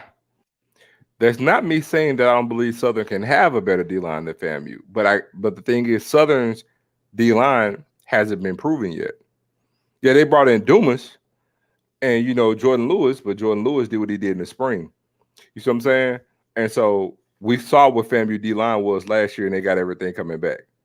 And so just our virtue of them having the FCS, Defensive Player of the Year, plus my favorite name in the SWAC, Gentle Hunt. Gentle Hunt. Awesome football name. They only lost a guy that they had for 1 year. It was Savion Williams. So they lost.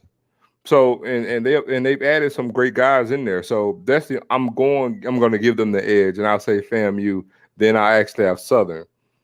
After then, I'm going with Valley. Okay.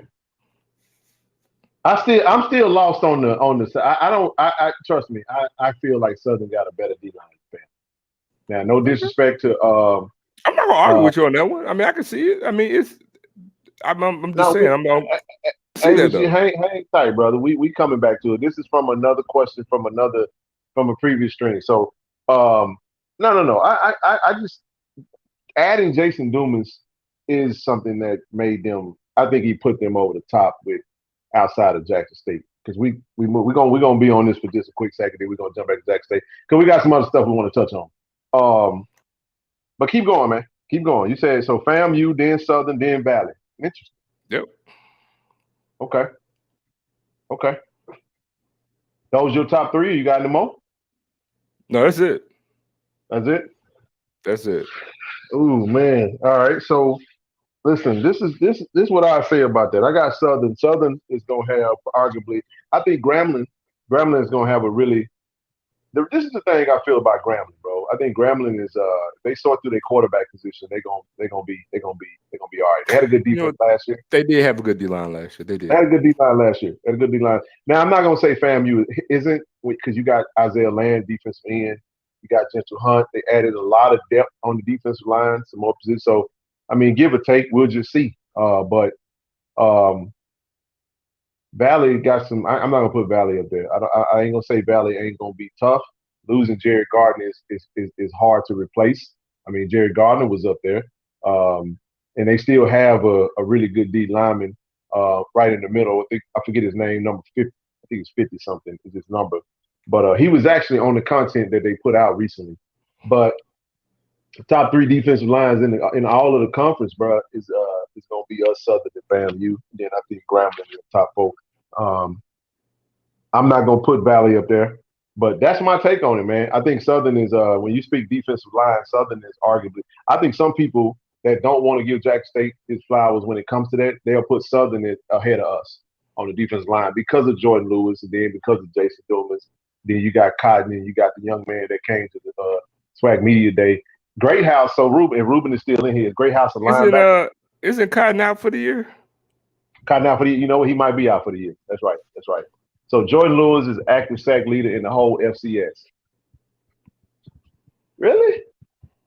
Okay. All right. Now I get Jordan Lewis is a hybrid defensive end to me. About 6'2". He bend very well, man. I like Jordan Lewis, but hey, I gotta give him credit, man. He got a hellified dip move. He can dip that shoulder. He got that. He really can. And I'm telling you, I hope our offensive line watched the film on SWAC championship last year. Jason Dumas, he Aaron Donald us. Just telling you, bro. That man was a man child SWAC championship.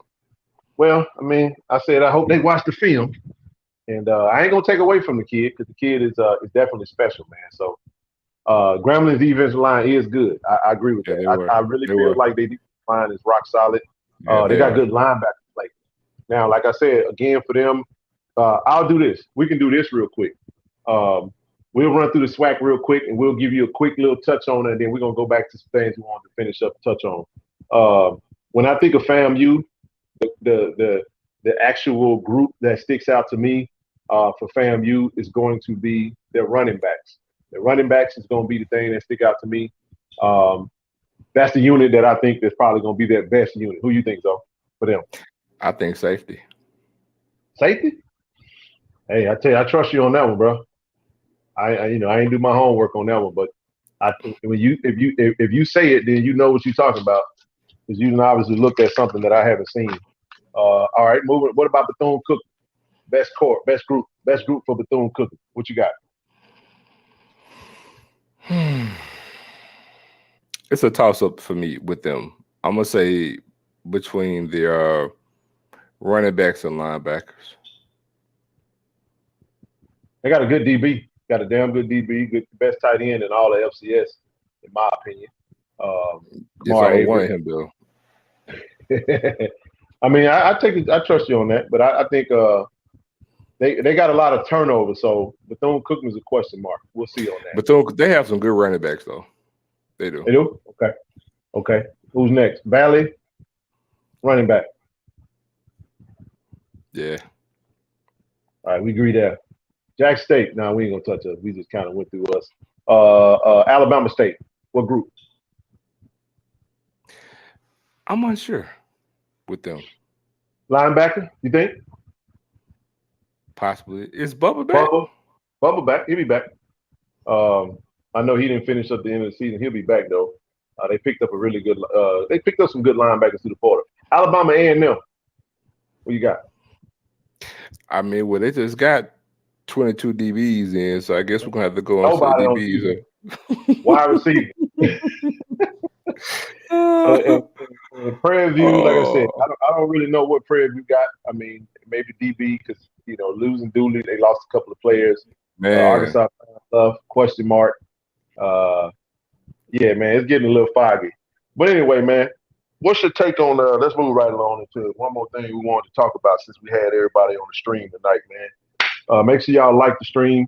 The situation, bro. We ain't gonna run from it. What you think about somebody asked a question about doing something as far as Jack State getting their own water supply, man. Us being from Jackson, kind of understanding what's been going on, and we'll shed a little light on that, and then we'll move on to the next thing. What you got, bro? All right, man. As unfortunate as it is, this is something that's been ongoing for more than a decade.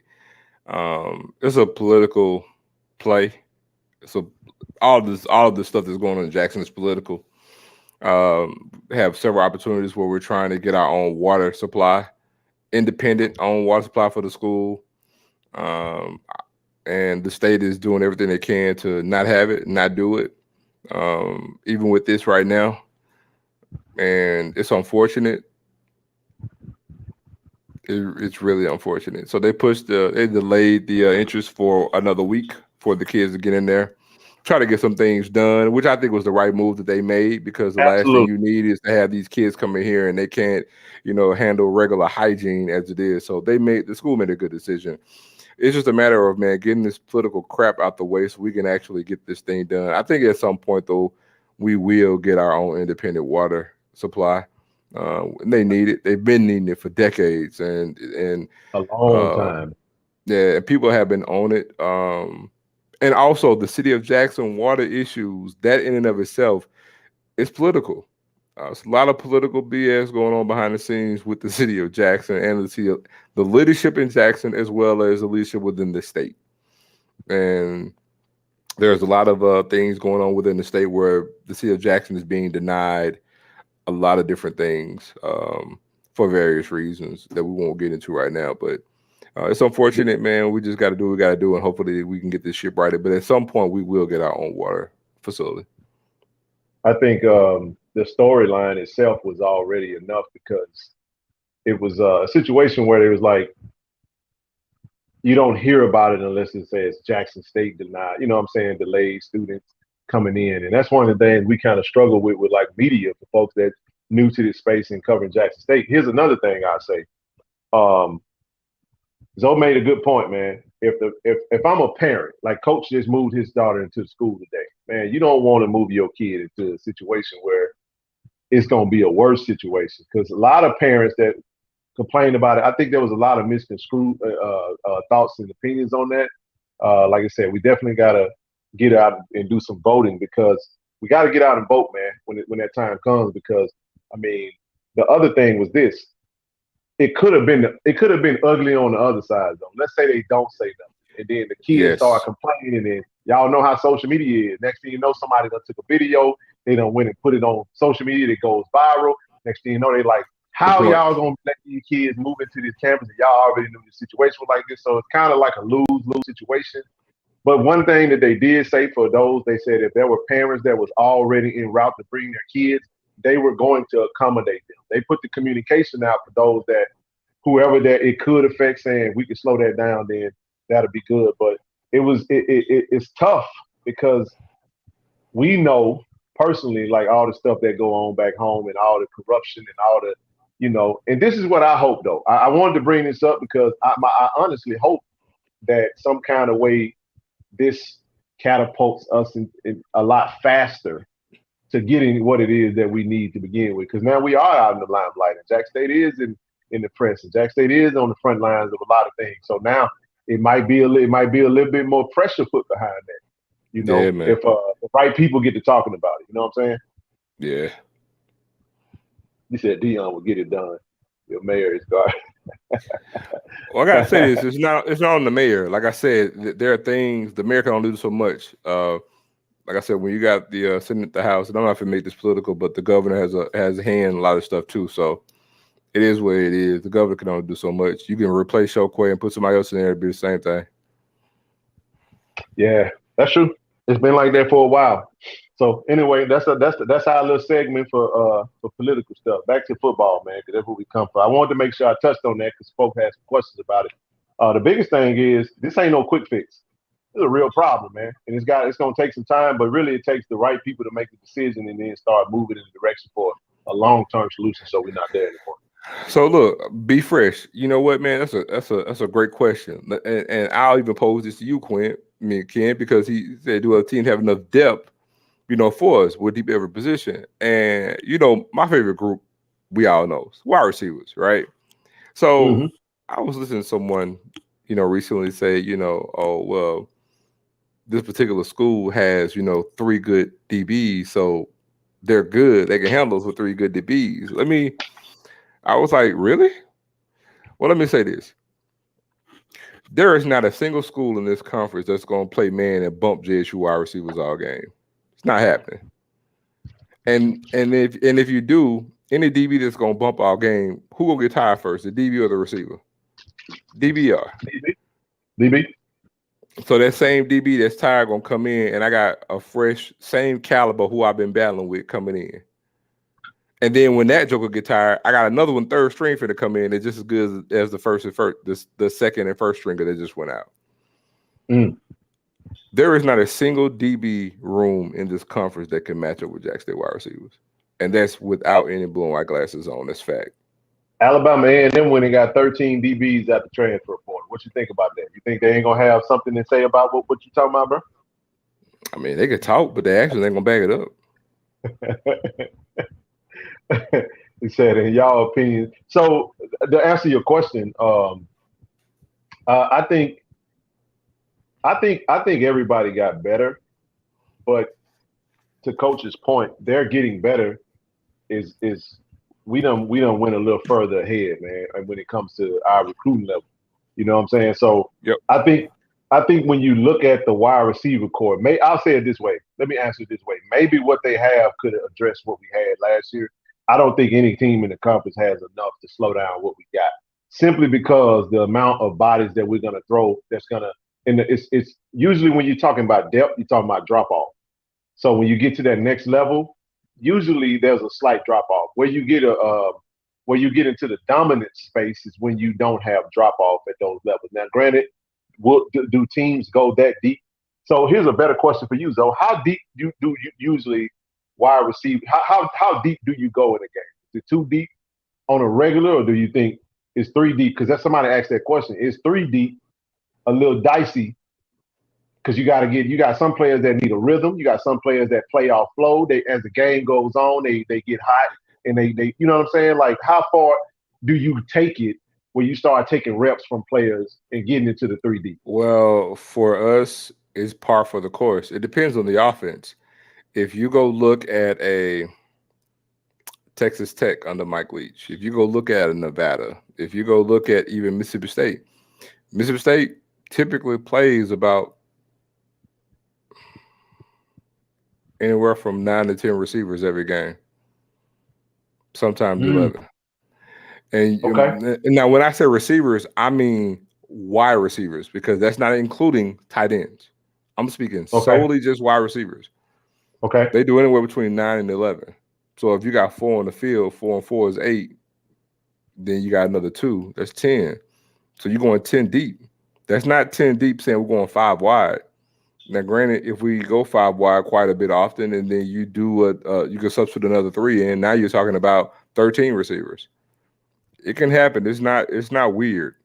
But also, when you have the type of offense that we're going to run, when they're trying to run about 80 to 90 plays, now you can circumvent that number, because basically in this offense, you're not going to have a receiver the one receiver that's going to have 12 to 15 catches. You're pretty much trying to have it where everybody's going to get 3 to 4.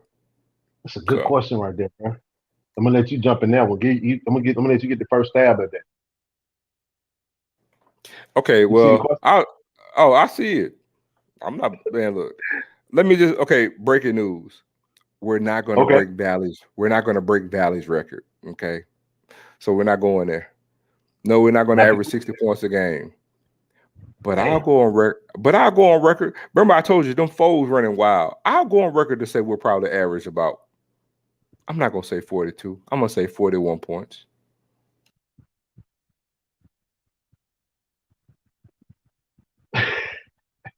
I ain't touching that, bro. Listen. I'm gonna say we average. Listen, this. I'll say this is how I say it.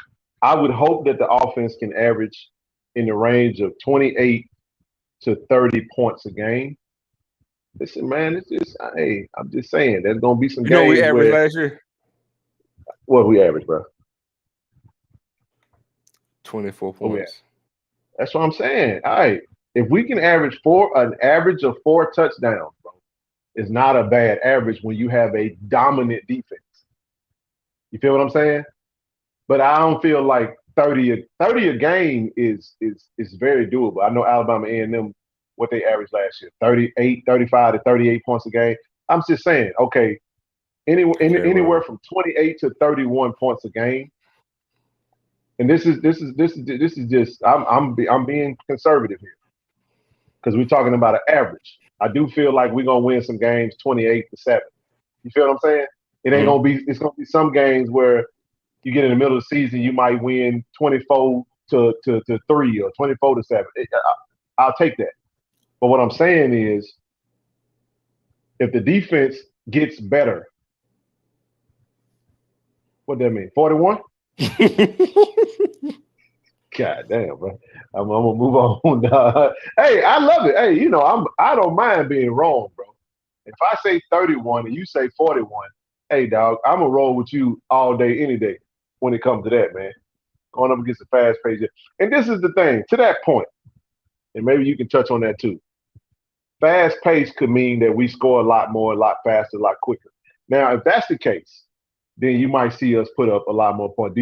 I'm actually question, do you know how many points that Mississippi State averaged last year? This is just a random, because I know Mike Leach runs a straight air raid. I don't know what they averaged, though. I don't, but you know what? I don't think it was really high. Man, that who was that? Was it Costello that was that quarterback? Yeah, but he was. Here's the thing. He got off the LSU game. Remember, he threw for 6 touchdowns for like almost 600 yards. Yeah, 600 yards or something like that. Remember? Yeah. But he got benched. He got benched like 3 games after that. Go ahead. No, I said I was only asking because I wanted to like draw a comparison to a style of play and how fast paced could mess up. But go ahead, I didn't mean to cut you off. No, you're fine. No, I was gonna say he got benched, and then remember they put what's my boy from Brandon? Because that's what finished the season, and he actually ended up being way better than Costello. I don't even know. But I don't think their average was really, really good though, really, really high. But here's the thing: go back to when Leach was at Washington State, and then Texas Tech. Mm-hmm. Oh, it was points galore. I like your points prediction, man. 40 a game. I just think if we got to get off to a really good start though, in order to get that average, bro. I got a really good hot take for you though. Okay, go ahead. Offense is going to do 41 points a game. The defense is going to continue what we finished off last year on scoring defense. 1 touchdown a game. You saying they're going to give up 1 touchdown a game? Hey, that's strong, bro. We gave up 2 last year, just FYI. We gave up 2. Not touchdowns, but points. We averaged 14 a game. It was 15. We had a straight inverted celebration bowl where they did to us what we was doing to everybody else all year long. But Lord have mercy. Mike James Botcher said 40 plus. Okay, all right. Hey, see, Liquid Code said, "Damn, 41 points." Says disrespectful, man. That's the point, Coach. We coming to be. Dean Boyd, see, that's the other thing. Go ahead. Like, you got to speak on that, bro. I ain't gonna let you have that one. Go ahead. You ain't got to hope I'm right. Hey, them boys, if I tell you a mosquito could pull a wagon, don't ask me no questions. You better hook them up.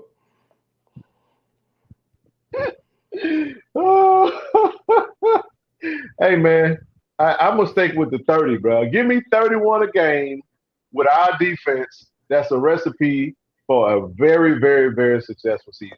And the only reason why I'm saying that is because of the other games, like the Delta State game. I know we don't have a Delta State on our schedule, but there's going to be some games where we not just go. Now, I hope we get off, but realistically, I can't sit up here in clear conscience and say that we just going to blow everybody off the field.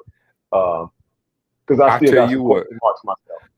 While we in Miami and that scoreboard got 40 plus on it, I'm going to go live in that stadium, and I'm going to let them know we done ruined Isaiah Land. He ain't going to repeat the Defensive Player of the Year. And we're going to start our own track of knowing that we done got 40 plus points while we in Miami. Ain't no 7-6 this year, pimping.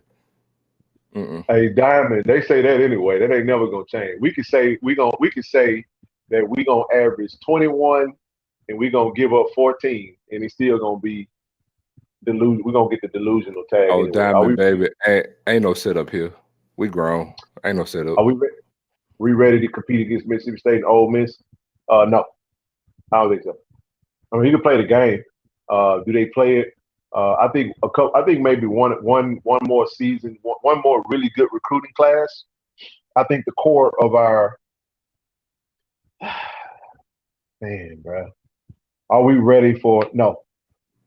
No, I agree with Coach Prime. I agree with you. We need another year. We got to really fortify our line, O-line specifically. I think everything else we're fine. We need to fortify the O-line even more than what it is. Once we have that, because now you're talking about another year in the same offense with continuity, another great recruiting class. After then, I'm ready for whoever. So I'll give you this one then. I interviewed John Huggins, and John Huggins made a good point. His point was the difference between the two lines that you see playing in the conference, in the Swac conference. He was saying how you see some big boys. You do. And then you may see a few 6'7", 6'8" big boys on the O-line in the Swac. No disrespect to the Swac, but he said when you play in the SEC, them big nasties is different, man. He was like, you see them 6'5" to 6'8", 300 plus that can run. Extreme that can run. He said you see them every game, all games. So that's the difference in the game. And then the 2 extra 22 scholarships, the extra walk-ons, the extra you know what I'm saying, personnel that they're able to mask and upload. I mean, and load up over there on their rosters from a depth standpoint is just different. And let's look at it like this too, man. Like a lot of HBCUs doesn't have. I mean, I think when you factor in a lot of white O-linemen, that's something that you don't see a lot of. So a lot of the big white O-linemen, though, you're not gonna see. You see some in the SWAC. Don't get me wrong. You see some sprinkles here and there, but the PWIs get the pick of the litter of every nationality over the entire country. So they shopping from a bigger pool than we are. You know what I'm saying? Yep. Not to say that we can't be tough and we won't be good. Here's the other things, though. The flip side to that, the defensive line, because hell, Ole Miss, Mississippi State putting players in the NFL. Like, we ain't gonna be stupid. Mississippi State do for sure. You know? Mississippi State, man, they stay putting it. You know, so them defensive lines, the agility and the size and the toughness and the man. Listen, it ain't USM. I'm putting my bets on us. Not no disrespect to USM. I'm just saying that their program is not on it. I think Mississippi State will blow out USM right now. You know what I'm saying? That's just my Ole Miss will for sure. Because Lane Kiffin recruits his butt off. You know what I'm saying? And he so does Mike Leach, and Mike Leach just got a big 4-star that just committed to them, a quarterback. What's his last name? Parsons, I think. I want to say he committed to him. Came right 29 points per game. Mike Leach didn't have the personnel for his usual high-power offense. That is a fact. 29, 08, 27 points per game. What's it? 29.08. You know I see facts. Hey, we ain't worried about folks, man. Folks gonna come out to you anyway. You know what I'm saying? Like, here's the other thing too. Big ass started. Yo, wow, so just saying. Yeah, buddy. I can't agree with defense commit. Okay. Yeah, I'm saying 28 realistic, bro. 28, 31. Hey, dog. We had 24-ish last year. A 4-point improvement and a 2-point improvement on defense puts us at around 28 and 12. Mario, it's gonna be a real people putting 41 points on the head. And the SWAC do that out. Okay. Yeah, man. I like Zoe's thought process on it. I just think that we gonna, if it's gonna depend on us playing faster. It's gonna depend on the type of offense that we're gonna run. We know from what we've been told, it's gonna be a attack style offense. That's what we've been told. So we're gonna roll with that. B.O.B. offense, baby. Be fresh. I like that, baby. All they got to do is show up. It's on, baby. We need 85 full. You damn right we do, Shaq. 85 full shot scholarships. What about Jerome? Who was Jerome? Jerome Barkham. Oh, I forgot about him. Yeah, one of the first wide receivers to get drafted, man, to the Jets, if I'm not mistaken, back like in the early 70s. He was good too. See, man, so many.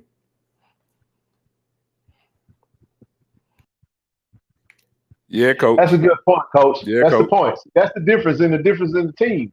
When a 6'5" go down, a 6'7" come in, or a 6'7" go down, 6'5" come in. That's absolutely right. The extra means a lot. Somebody said that. What's up, B Moore? That's my boy Samad, man. What's happening? B Moore in the building. That's my brother there. He's good people, man. I really want to get at the Grambling. They talk crazy on the net. Man, y'all don't understand how bad I want to beat Grambling and Jackson. I told y'all, though, we ain't beat Grambling and Jackson since 1999. I'm not even worried about Grambling. I'm not. It's gonna be a good game. Get them lights up, man. I appreciate y'all, man. USM won't play us now. They sure the heck won't. And he said, "Hey, look, they sure won't." Hey, man, look, that's not a rumor. That's fact. We've reached out, gave an offer, man. The AD is rejecting that thing. So it's not just some hearsay or, crap people talking. It's a real tangible thing. We trying to get that game, and they just refuse to do it. Hey, man, that's right, Rue. I mean, a lot of it's hard to That is a good point. Yeah, a lot. It's hard to shop in a big pond sometimes, man. You guys just get what you can get. But we seeing that thing turn for the better right now. Swac schools need to go after Polynesian kids. I agree. I totally agree. We got to mention this point too. Before the year before Coach Prime actually got here, Ken and I was actually talking on the phone. It was with the previous coaching staff. We had a great conversation talking about California. Remember? We was actually talking about California and how it's a whole new pool, saying that was open to HBCUs for obvious reasons because of resources, and they weren't really just trying to invest in, sending kids flying them back and forth on visits and everything else. And since Hugh and Prime has been at their respective schools, it's like California just got untapped. I mean, and it's just like the gold rush. You know what I'm saying? And it's just like I'm serious. And it's like everybody is flooding to California, and we're getting them. Southern got California kids. We got multiple California kids. Grambling got them. And this is just the first year. We know some other things that's happening behind the scenes that's going to contribute to that being an even larger number going into the next offseason. Hey, man, I shared something with Zoe to that point. I can't mention it right now, but let's just say it this way. There's some people that if I said their name, you know who exactly they are, who they are. They're working on something really big for California to bring every single HBCU out here, or at least have some form of representation out here to try to put on some type of HBCU showcase so they can really shout out to Grambling. Another school, Zoe, Morgan State recruits California pretty well as well. So exactly. I know Grambling has a really deep California footprint. Coach Hugh, he hit the ground running on California, and man, I was so happy to see us to get that old lineman out of Servite. I was like, man, we shopping in the seriousness in the Trinity League of Cali, man. The best high school league in all of high school football, man, hands down. With modern day, you got St. John Bosco. We got two kids out of the 2022 class, though, that come straight out of California, bro. And we talking about my man Josiah Laban. We got Tavion Beasley that just came, and both of them played in the Trinity League. That's dope to me.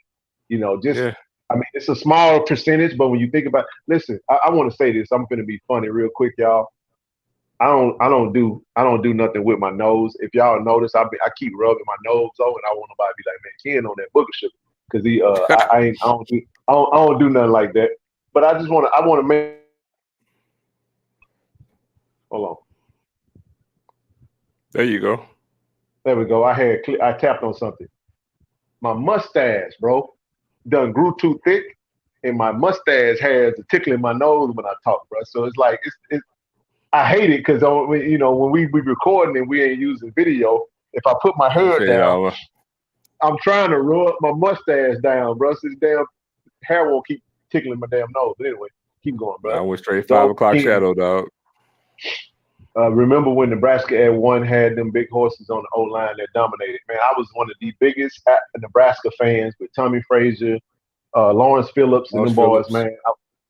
Oh man, bro, I love Tommy Frazier, bro. Coach Tom Osborne and the Nebraska Cornhuskers. That mosquito pulling the wagons still got me laughing. Man, Zoe gonna give you one every time, man. He gonna give you one, man. But yeah, man. Yeah. Pass for 4K, I hope so. But since the O-line would be better, doesn't that mean like passing becomes the run game is dominating? All right. No. So let's go back to that. No, the offense is the offense. We're going to be a pass-happy offense. We're going to run the ball, but we're never going to run the ball to the point where we're trying to get 200 yards. Now, if we're having that kind of success, by all means, we're going to go with it. But we have 18 wide receivers. If you want to know what any team is going to do, just look at the roster. Look at the roster setup. Any team that got 18 receivers, they pretty much tell you they're going to throw the ball. 18 receivers and 4 tight ends? We're going to throw the ball a lot. We're going to be pitching and catching all over the yard. Hey man, to your point, now it's gonna be easy for him to do it if we average the points that Zoe just said. And let me tell you why I said that. So after we had that conversation, I went back and looked at Akil Glass stats. Akil Glass, now they only played 10 games last season, but he did have 3,600 passing yards. So he would have needed like at least a 400-yard game to hit 4,000. We saw what that offense did. So just telling you, bro, 4,000 ain't gonna be just, it ain't nothing to sneeze at, but it's definitely doable if everything line up like we think that it would. Also, you got to remember too, you got to factor in the Swac championship game and the Celebration Bowl too this year. It says with a high pass attempts, wouldn't the turnovers go up? They can. Every time you passing the ball, you put yourself in the risk of something happening. But I mean, Shedeur, his turnovers went up a little bit toward the end of the season. What you think, bro? Hey, man. I mean? Shedeur had a high number of pass attempts last year. You know how many interceptions he had? He was a true freshman. He didn't have a double digits. And he had a high completion percentage. I mean, so if I'm doing that as a freshman, I'm not really too concerned about that number really being increasingly high. But the same token, let's say he does get 10 interceptions. If I got 44 touchdowns or 10 interceptions, I take it. Answer that question, bro. I ain't gonna touch that one. Oh, no FBS team ever came to Jackson to play Jackson State. That's never happened. Possible. I mean, I doubt it. I don't see any FBS team coming to Jackson while we're an FCS team. If we move to an FBS conference, then by all measure you will see it. But I'm not going to jump to that conversation though. It is a gold rush. Better Jackets, they got to do it to win or losing, man. Come on, man. Hey, man, that's true. In early 2000, Coach Comezy, says Comezy used to get them players from California at Skigi. Oh, no. Comezy brought in about 55 players when he came in. And what was that? 05, I think, when he came? 06. 06. Yeah. 55 players to be exact. Hey, man, I fully expect us to beat Texas State next year. I really do. I think that's our game for the taking right there.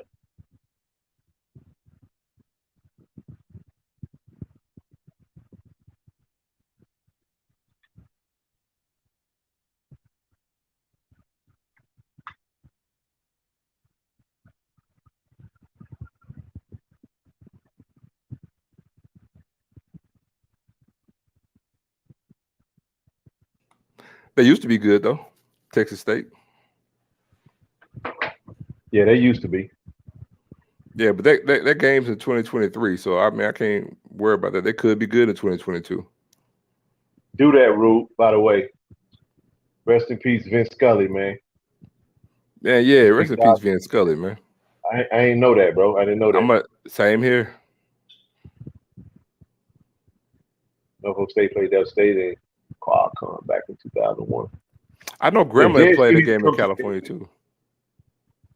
So, Jess, you need to come to the Midwest. I'm in Chicago, Detroit, Milwaukee, and Ohio. We came to the Midwest and we came to Indianapolis in 2019, and we got beat by Kentucky State. Hey, Jackson State has came to North Mississippi too. You know that's what we call Chicago. They played up there too. That's funny when you say you are about to be funny. Okay. All right. We'll be for it. All right. Go ahead, bro. It depends. We're gonna do some 5 wide. You're gonna have a lot of 11 personnel. I think what we do now, we're gonna have a lot of what we do just in the office alone too. But I think a lot of it's gonna be, the matchup of who we're playing. So you're gonna see a mixture of it. You're gonna see four wide outs. You're gonna see 5. Like I said, I believe personally we're gonna do a lot of 11 personnel, but we'll see. Hey man, he said use that blue magic grease for that. I'm finna use some clippers, man. As soon as I get off your stream, I'm shaving all this off. Don't go with that 5 o'clock shadow, bro. Now, I ain't gonna whack my beard off, bro. I ain't I ain't got the look, bro. So when you get old enough, man, when you start getting older, your hair don't grow no more. So you gotta feature the stuff that works for you. My chin don't look good without no hair on it, bro. So I done settled in on my look, dog. I'm good. Katron Evans, coming along just fine, man. He got to get some, get tougher, get stronger. He coming. Yeah, K-Tron's looking good, man. They employed him to lose some weight in the offseason. He did that, came in better shape, and he's having a good camp so far. Zoe, touch on that. We talked about that before. Me and Zoe talked about this multiple times over the phone. So go ahead and touch on that, Zoe. I'm going to tell you this, man. I was at this game, all right? Brett Favre did nothing in this game. And if I'm not mistaken, I think Brett Favre, he didn't even have 100 yards passing this game. We totally shut their offense down. That defense was nasty. Darian Connor was the man on that defense. The Connor, both, matter of fact, in that game, both the Connor boys were playing. We lost that game. 87. Okay, gotcha. We had 2 touchdown callback because I'm lying. One touchdown callback for holding. We had another long run that was called back to holding. And they won the game because they ran a doggone punt back. That's the only touchdown Brett Favre didn't have 100 yards pass. It's fact. We lost that game 17-7.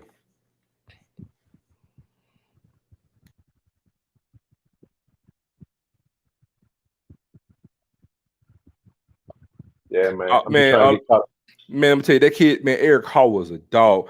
And I don't even get mad talking about Eric Hall. I get pissed talking about Marcel Frost, the tight end from Ohio State that came in with Eric Hall.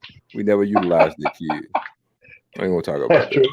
Yeah, Frost, we never did, bro. We never did, bro.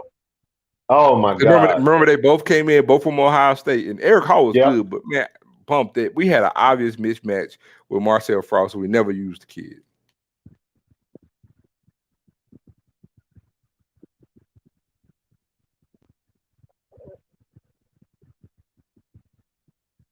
I don't think it's a matter of coach featuring grown more than the run. I mean, again, you look at any roster, it's going to tell you what you're going to do.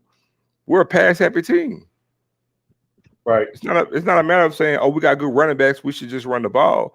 It's not about what we want. It's the offense that we run. We run an air raid offense. There's not an air raid offense that's going to run more than they pass. It's called air raid for a reason. Right. Can you hear me, bro? I hear you good, bro. Okay, I'm just taking these Bluetooth off. I can. I need to charge these joints up, man. So yeah, man. Hey, I appreciate all you guys, bro. Y'all came in and rocked with us. We wanted to give y'all some camp updates and touch on a few other things. When we gonna come back to them again, Zoe? It's on Zoe, man. Look, it's whenever the people feel like they're good with it, we good. Y'all got to tell us what y'all want us to touch on. Y'all got to make sure y'all tap in on the show, man. Want y'all come up with some more questions. Whatever questions y'all got, man. Oh, here go a good one, bro.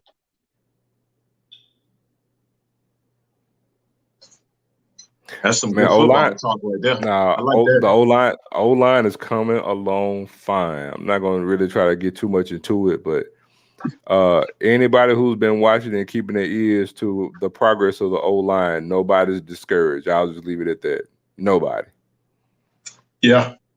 If QB1 is happy, then it's a good situation for us, man. Because again, man, y'all got to go tap into the show. We got into some meat and potatoes of what we talking about on that. That's a great question. Me personally, I don't ever want to play classics. I'm done with them. I personally feel like we should have 7 home games every year.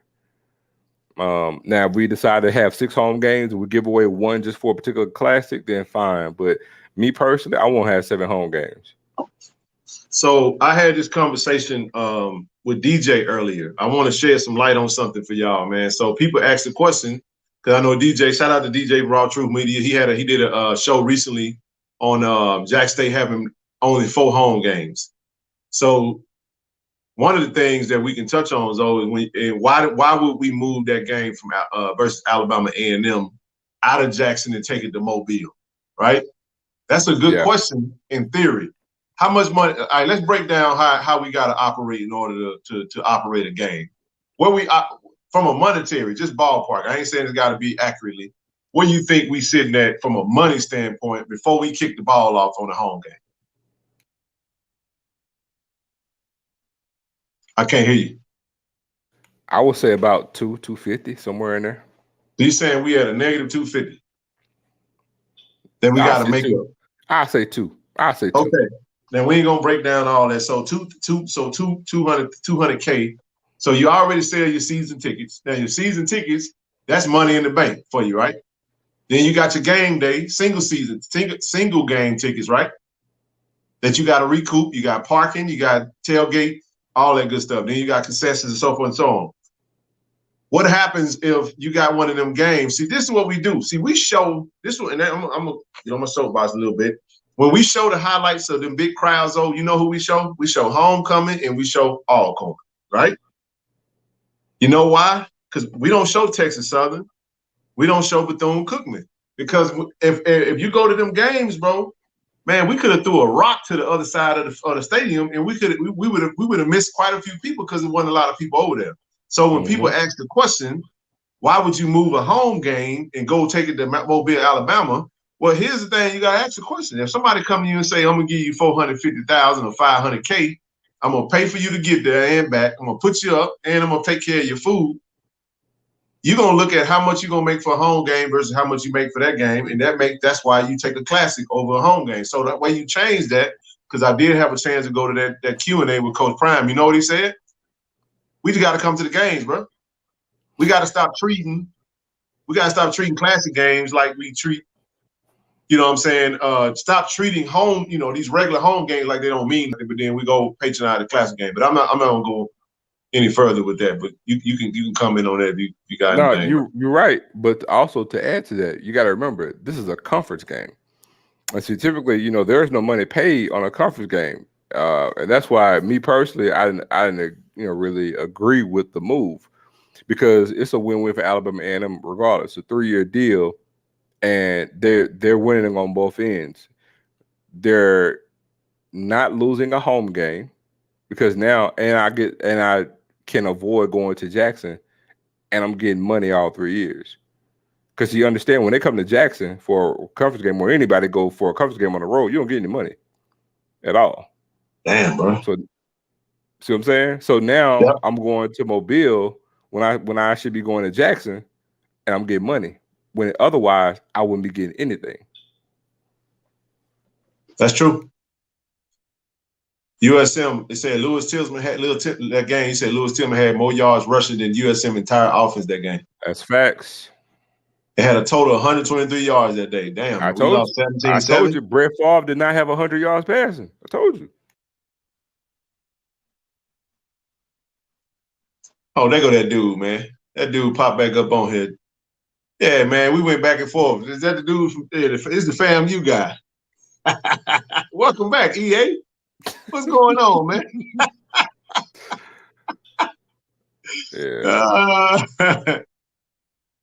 He said it was embarrassing that we overlooked South Carolina State. I just think that we got satisfied. We won the championship and we got comfortable. And we didn't go to play. And the end result, that loss going to do more good for us than anything else. He said, what the running back looking like? Peyton Pickett was trash last year. No, we ain't gonna know he wasn't. We ain't gonna do that. No, he wasn't. Peyton Pickett had a great SWAC championship. Did he win the MVP of that game? Offensive? Kicking game did outstanding. Henry's punt return broke that game open for USM. I told you. Grown is the best weapon in the SWAC. You use the weapon to the fullest. Got that right, Shaq.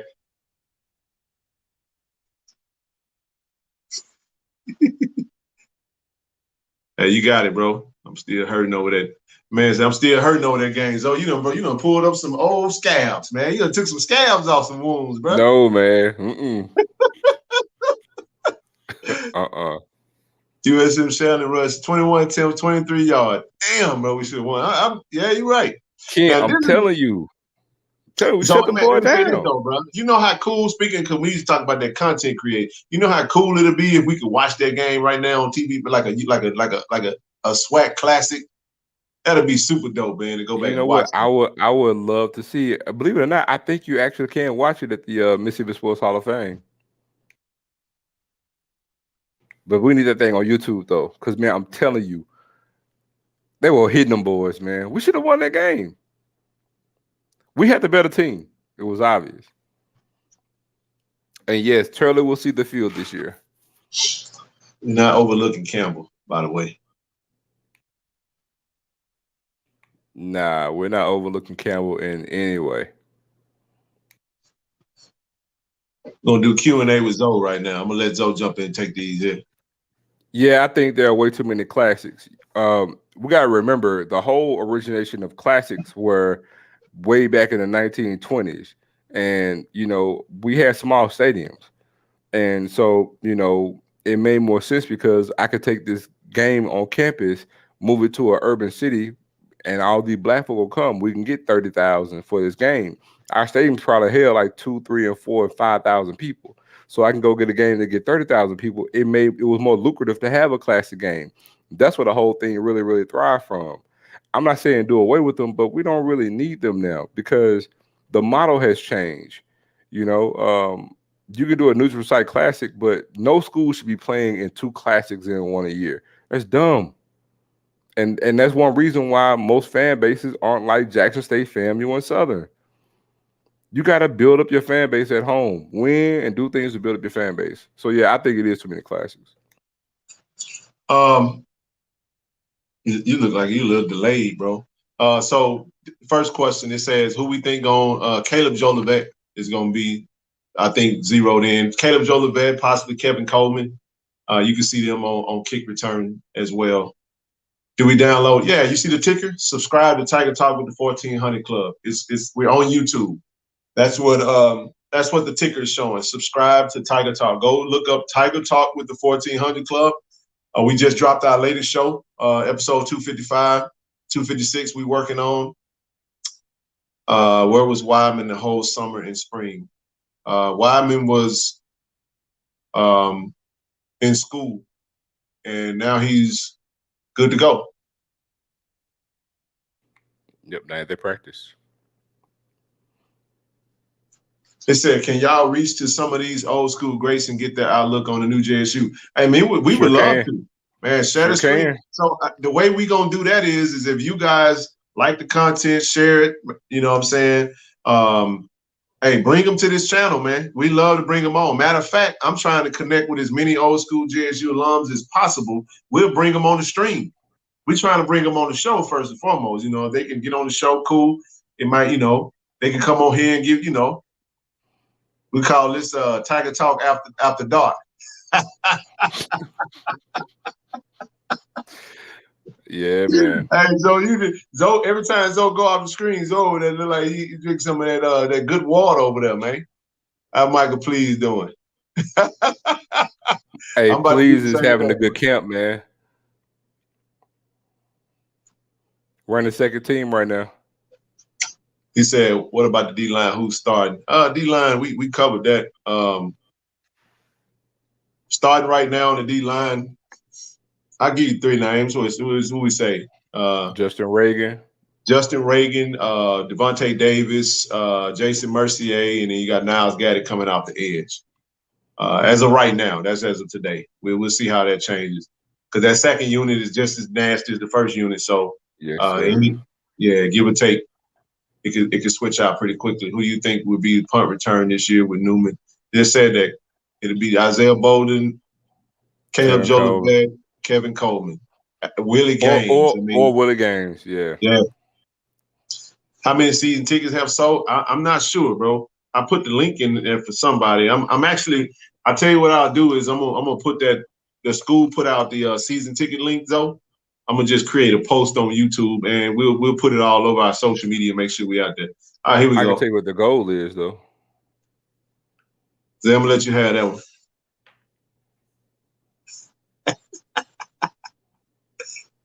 Oh man, look, I'm a Gentle Hunt fan, man. He got the best name in football for a D tackle, but we ain't worried about FAMU D-line. You want to know why? What did Land do last year against Jack State? I'll wait. Don't have a large alumni base in Mobile. We don't. Dr. Doom is out there, though. He had a hand in that. Yeah, we got to get more fans at home, man. We got to make sure we come to our games. And I think this year we're going to see that change, though, with 4 games. Hell, let's say you don't travel, you a Jack State fan, you don't travel. You miss a home game, that's 3. You only got 3 games left. Now I know you can watch them on TV, but that's a quarter of your season gone for as far as football that you can see live if you don't travel. So Hey, I totally get it. It's gonna create some Man. urgency. So my point in saying that was I think that all 4 games are gonna be well attended. But go ahead. Look, man, we love to watch them on TV, but as you know, it ain't nothing like being that vet, bro. Nothing. Hey, Coach, we answered that, Coach Green. Nothing was going on with Wyman. He was just he had to focus on school. You know, he's a 2-sport star, and sometimes when you play multiple sports, I think what transpired was you know your school slips. So He just need caught up, man, on yeah, work. he That's had to it. get caught up, and you know that comes primary. Coach Prime don't play about that. So what he did was he sat him and told him to focus on school, and now you see him out there making plays. He had a good game today. Had some good catches today. Did he catch a tug today? I don't think he caught. Did he catch a tug? Yeah, he did. He caught a touchdown. Caught a touchdown today. So you know the JSU packed their stadium every game. They would probably should clear 1.5 to 2 million. Coach Prime said generously we should clear. He said just hypothetically we should be making a minimum of $500K a game. Minimum of $500K a game. That was just generously putting it. Should be a milli though, easily if we pack our games out. Facts. That's a good point. Bro, I keep saying I'm not saying that. I don't think JSU fans know, I don't think we're overlooking Campbell. I think they might be thinking that Campbell is a no-name team. Some might think that, and we just scheduled them for homecoming. But no, football peers don't know. We definitely ain't looking over no over no Campbell. That's what it's okay. Also, it's way too early to even have that thought because the season hadn't gotten here. So, for an example, if you know JSU fans, let's hypothetically say that Campbell is winning, right? Let's say Campbell is undefeated or Campbell has only lost 1 game and they're ranked coming into that game with homecoming. Even if our fans like, oh, Jack State's coming in, we're ranked number 15 right now, and Campbell is ranked number 18. That game, you're gonna have fans come out because they know it's a good game. So we're not overlooking Campbell. Nobody is. We're good. There you go, Zoe. Man, I've seen every waiver day fight he had in his life.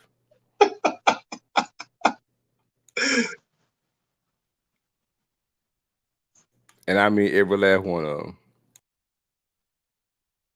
Yes, yes, we are.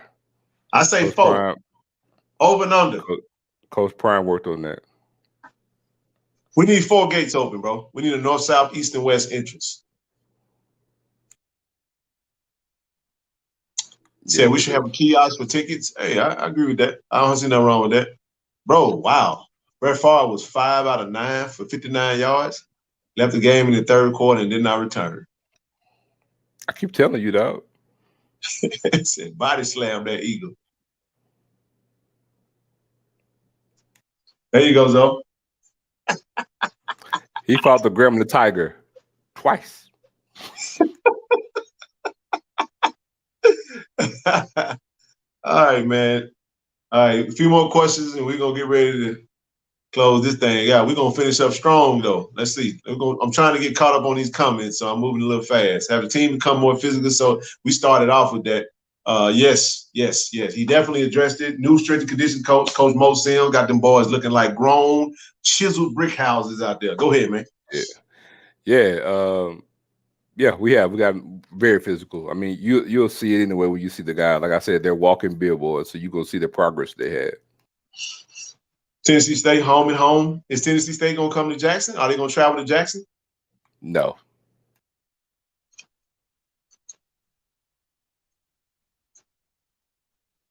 Went from a Tayron to a Tahoe. Hey, look, we've always played Tennessee State every year before the Classic started.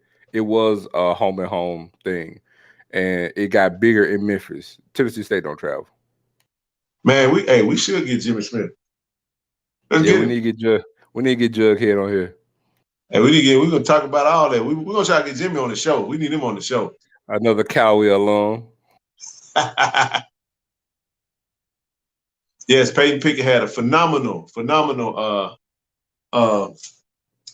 Man, be more shy, man. Samad said be more shy. Be more Samad.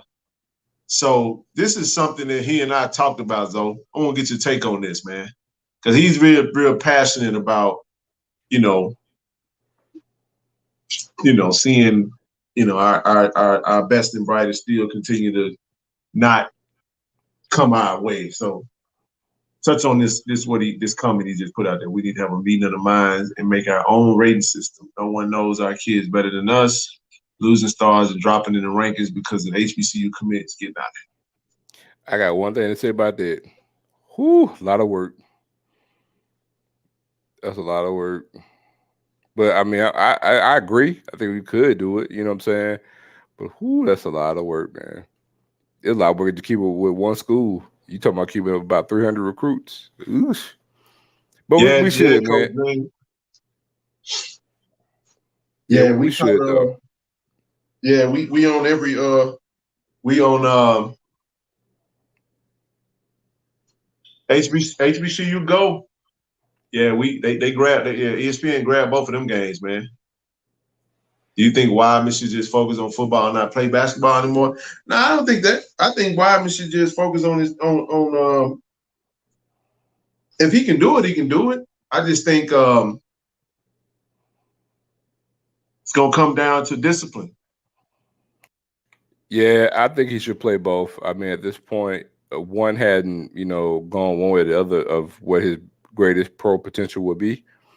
And until then, he should play both. But no, at the end of the day, man, it's just all about, him having discipline and getting done what he needs to get done.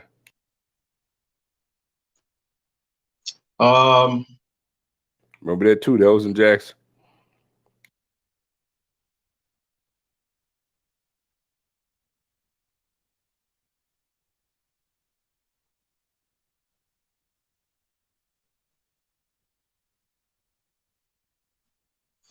We got some damn good. So we got some good comments in this joker, bro.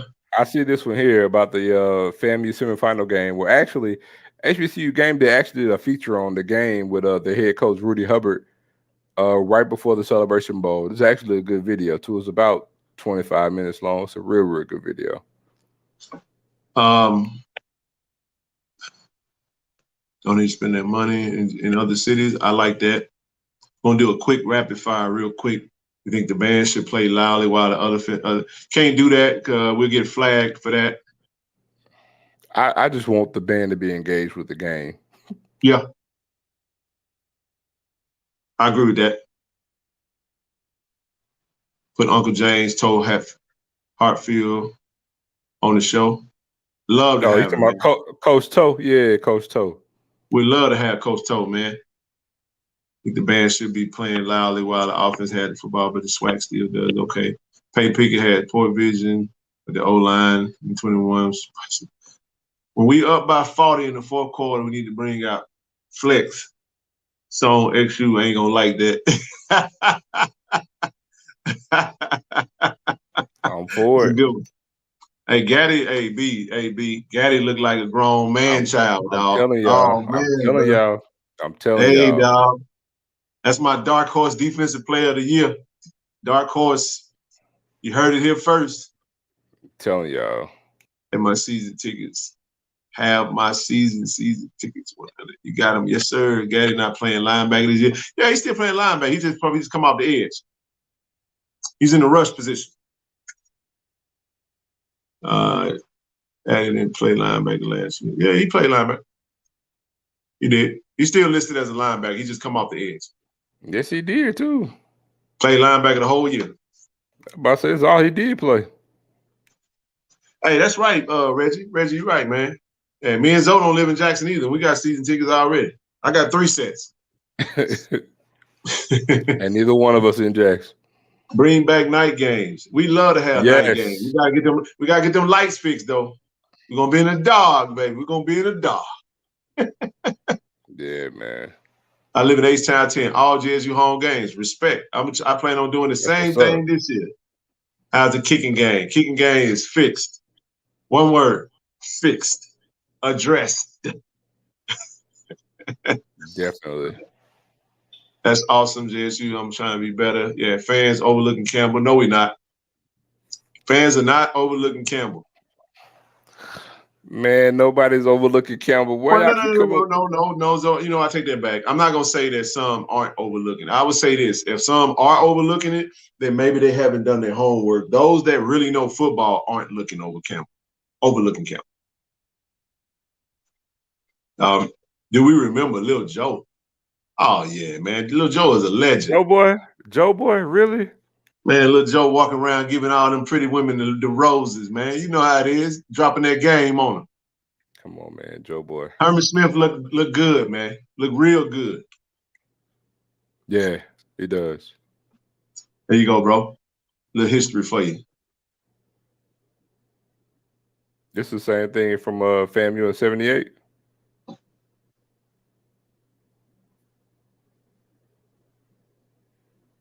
You hear me? What you say, bro?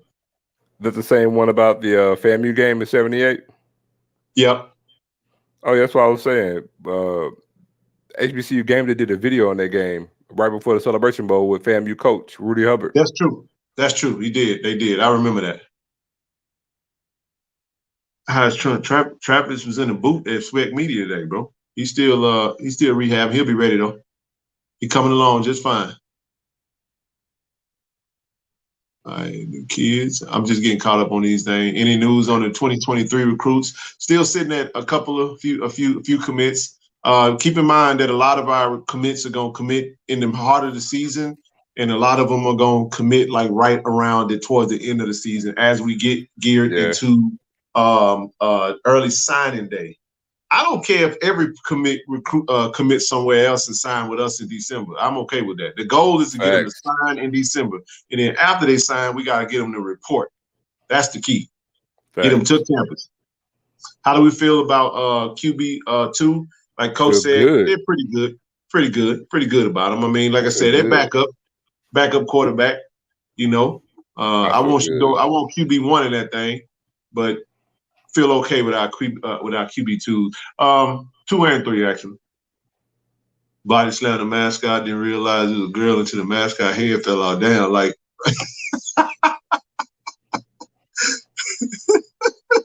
wait, Daddy wasn't no joke, man.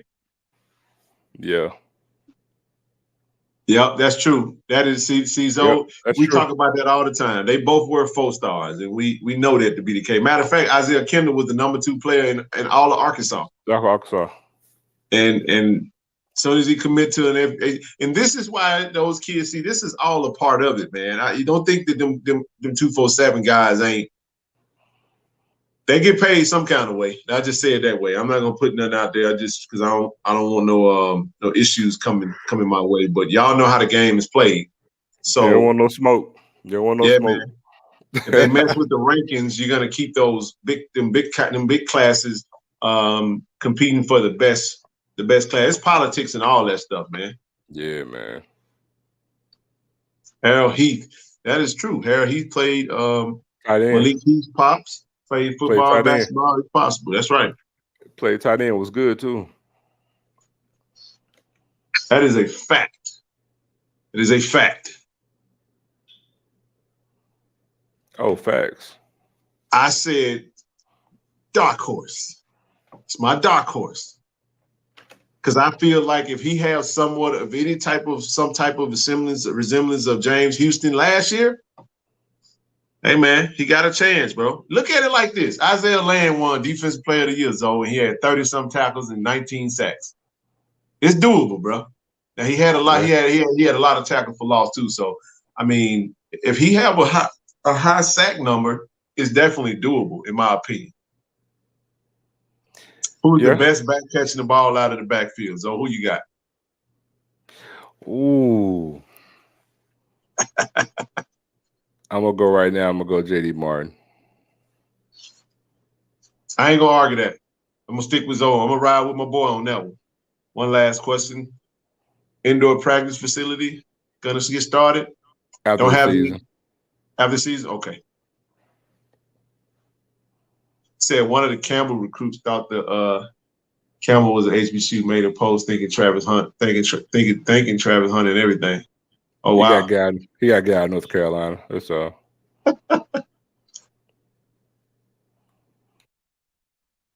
Mercier moved up.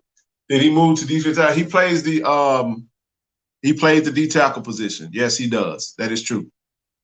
You got Gaddy at the rush. You got Mercier at D tackle. You got Mercier pretty much. You got Devonta Davis right now sitting at the nose, and then you got the end is Reagan. That's right. But and look, Mercier bro, pretty much one thing we didn't mention in our scrimmage recap, they did this, bro, with Gaddy, and they flipped them. Oh yeah. So they bring up your boy, they bring up JB, move him to the same position as Gaddy, and put Gaddy on the opposite side. So they moving them around, bro. I love that, bro. I love that. Mm-hmm. JSU wins the first 3 games. I will agree with you, Ken. JSU going undefeated. I'm telling you right now, 13-0. I'm calling 13-0. That's what I got. And that's with a Celebration Bowl victory. We have submitted a proposal to the Swac office to remove black bands from the game, let them go outside to play all they want. Avis, man, look, go to this comment, man. Go to this comment, man. And then he said we have to get rid of black band. Avis crazy, man. Y'all don't pay Avis no attention, man. Man, go to this comment, man. Hey, man, speaking of speaking of Coach Brew, man, Coach Brew, he was a guest on the show. Got some passion, man. Passionate coach, man. I enjoy Coach Brew. He chop it up with me ever so often. Tony O'Donnell look good. He actually sat this one out with a little something. He said, "Oh, we know if Travis ain't practicing now. You out your damn mind. You know, out of here. That's what you hope. I bet you're going to see 12 starting and shutting down whoever y'all got playing that wide receiver. Trust me on that one. You can sit in there and scout all you want. Go. Matter of fact, tell them that Travis ain't going to be playing. I hope you go back and tell them that. I mean, K5 going to fill in for him. I mean. Hey, man, go ahead and start a rumor. Travis ain't going to play the first game. That'll work. Look, if he don't play, K5 going to fill his spot. Man, I couldn't tell you where Coach Prime get nothing from. That man got so much stuff coming in, got so much stuff that people send him all the time. It ain't even funny, man. Yeah, man. Yeah, Avis is funny, man. Avis is hilarious, bro. But look, man, we gotta do this again, bro. I enjoy talking to you, brother. You seem to be pretty damn knowledgeable about this Jackson State stuff, man. Man, likewise, dog. Could one of those safeties be moved to linebacker? Absolutely, John Huggins. He looks like one. Strong. Yes, he does. That man said you get rid of the bands, you would lose all female attendants and some men too. Now we're not getting rid of no bands, man. It's part of the culture, man. Yeah. Travis looking better than Nugget. Hey, you tell me. Every day somebody look better than somebody else, man. They balance. They go on edit. It's been good, man. It's been good. What else you got, man? Got anything else for you? I know it's getting late for you, dog. What time you got? What you got? 12:45 over there, man? Got 12:48. 12:48? Hey, man. Yeah, man. Hey, man. I think that's about it, man. Y'all got any more questions? We're going to get ready to close this thing out, man. Y'all got to catch us while we on the stream, because once we close this thing, that's all we got. Most underrated player on the team?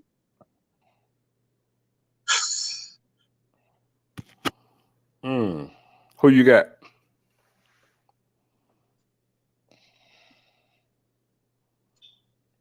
That's a tough one when you talk about the word underrated, though.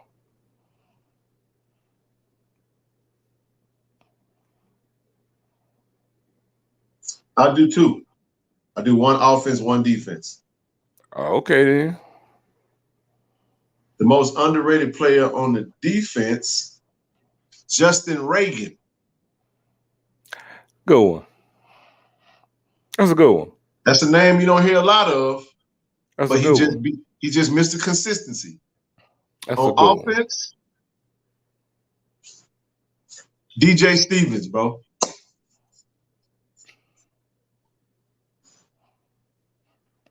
Who might be starting at tight end this year.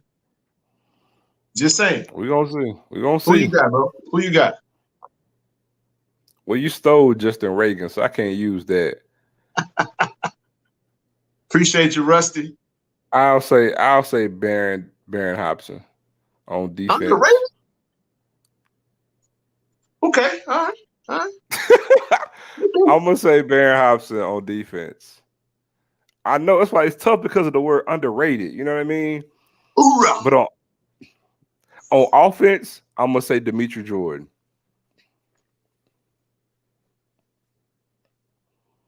That's a good one, bro. That's a good one. I ain't got nothing to come back with on that one. That's a pretty good one, bro. Mm-hmm. Say, who's that dog on defense that we don't know about yet? Frankie Burgess.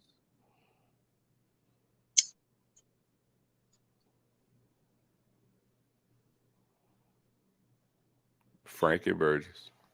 That dog on defense we don't know about just yet.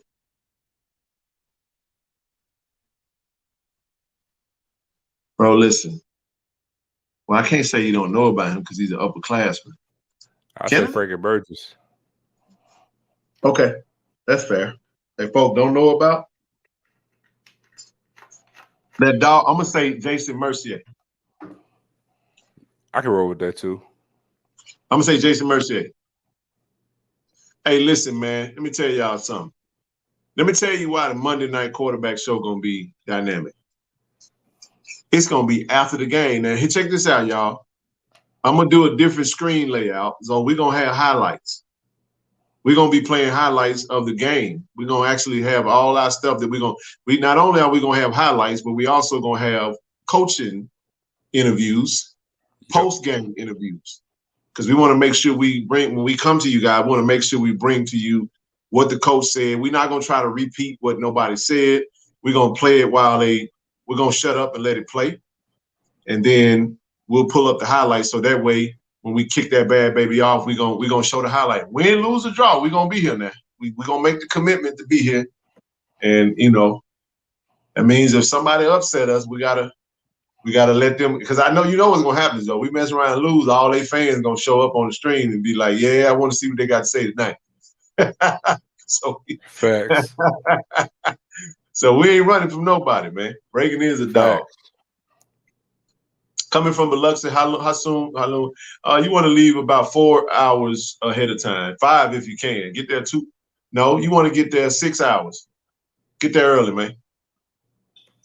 Yeah, man. So if you're leaving, if the game is at 1, or if it's at 1 o'clock, so they want to leave home. You want to leave by 6 in the morning. Well, you want to leave about 7 in the morning. Get there around 10. You get there at 10, you get parked, kind of beat that rush, get situated, maybe tailgate a little bit before, maybe an hour and a half-ish beforehand. And then you want to be in the stadium an hour before the kickoff, so when the boom and the bands enter, you get the 0 quarter. That's part of the culture you want to make sure you partake in. Thank you, JSU Tiger 85. I appreciate you, man. Hey, y'all go make y'all, before y'all get out of here, I see the numbers are starting to go down. It's getting late for some people. They starting to call it a night. Man, we appreciate you guys, man. Make sure you like this stream. Make sure you guys subscribe to the channel, Ken Clark _1400. Make sure you subscribe to the 1400 Club YouTube page. And I've been having this ticker at the bottom you probably got numb to it. We need you to go to Tiger Talk with the 1400 Club podcast YouTube page. We're also on Spotify. We're also on Anchor, Google Podcasts. We're on every podcast outlet, every last one of them. We on about 10 of them. Now we on YouTube. You know what I'm saying? And shout out to D. Corey C for everything that he do. Shout out to the 1400 Club. Shout out to everybody, man. Shout out to you guys for rocking with us. We've been on this thing almost 3 hours, though. Good gracious alive. you want to get to Jackson by 10 a.m. That's what I said. So if you leave in Biloxi, you want to leave about 7 o'clock from the crib and get up there around 10. 5:30 Saturday morning is if you leave in the morning. Not bad. Hey, that's if you want to get there early and get some tailgating in. I ate it. We laid on coming to 3 games. Hey, make sure y'all come by. Hey, I know B was on here. Hey, make sure you guys, we're going to have our official 1400 Club tailgate. Y'all going to see the tent. You're going to see, when you see the 1400 Club and y'all on this stream and y'all don't come through and say what's up, man, we're going to have a problem with it. You know, we're going to be in that thing, man. You get to meet a lot of the black bands. Suck. Hey, go to bed, man. Oh, yeah, man. Over and under on any new transfer join the team for the season start. I would say I would take the under to 0. I agree with you. That's over with, bro. We on to 2023 now as far as recruiting.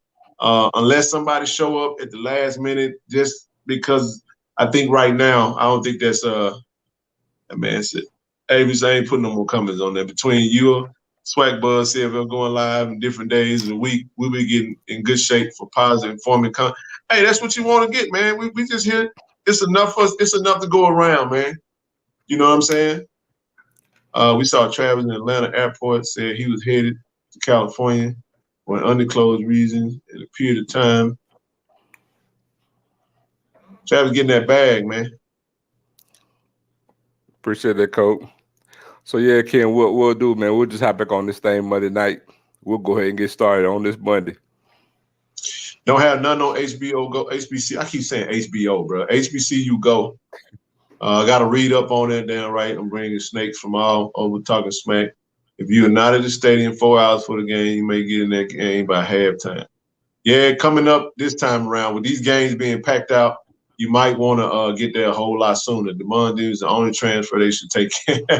Hey, we'd love to have Demond Demons. Don't get us started on Demons, huh? So that's right. The only person we was hoping to land. You know, we land him. It's all good, man.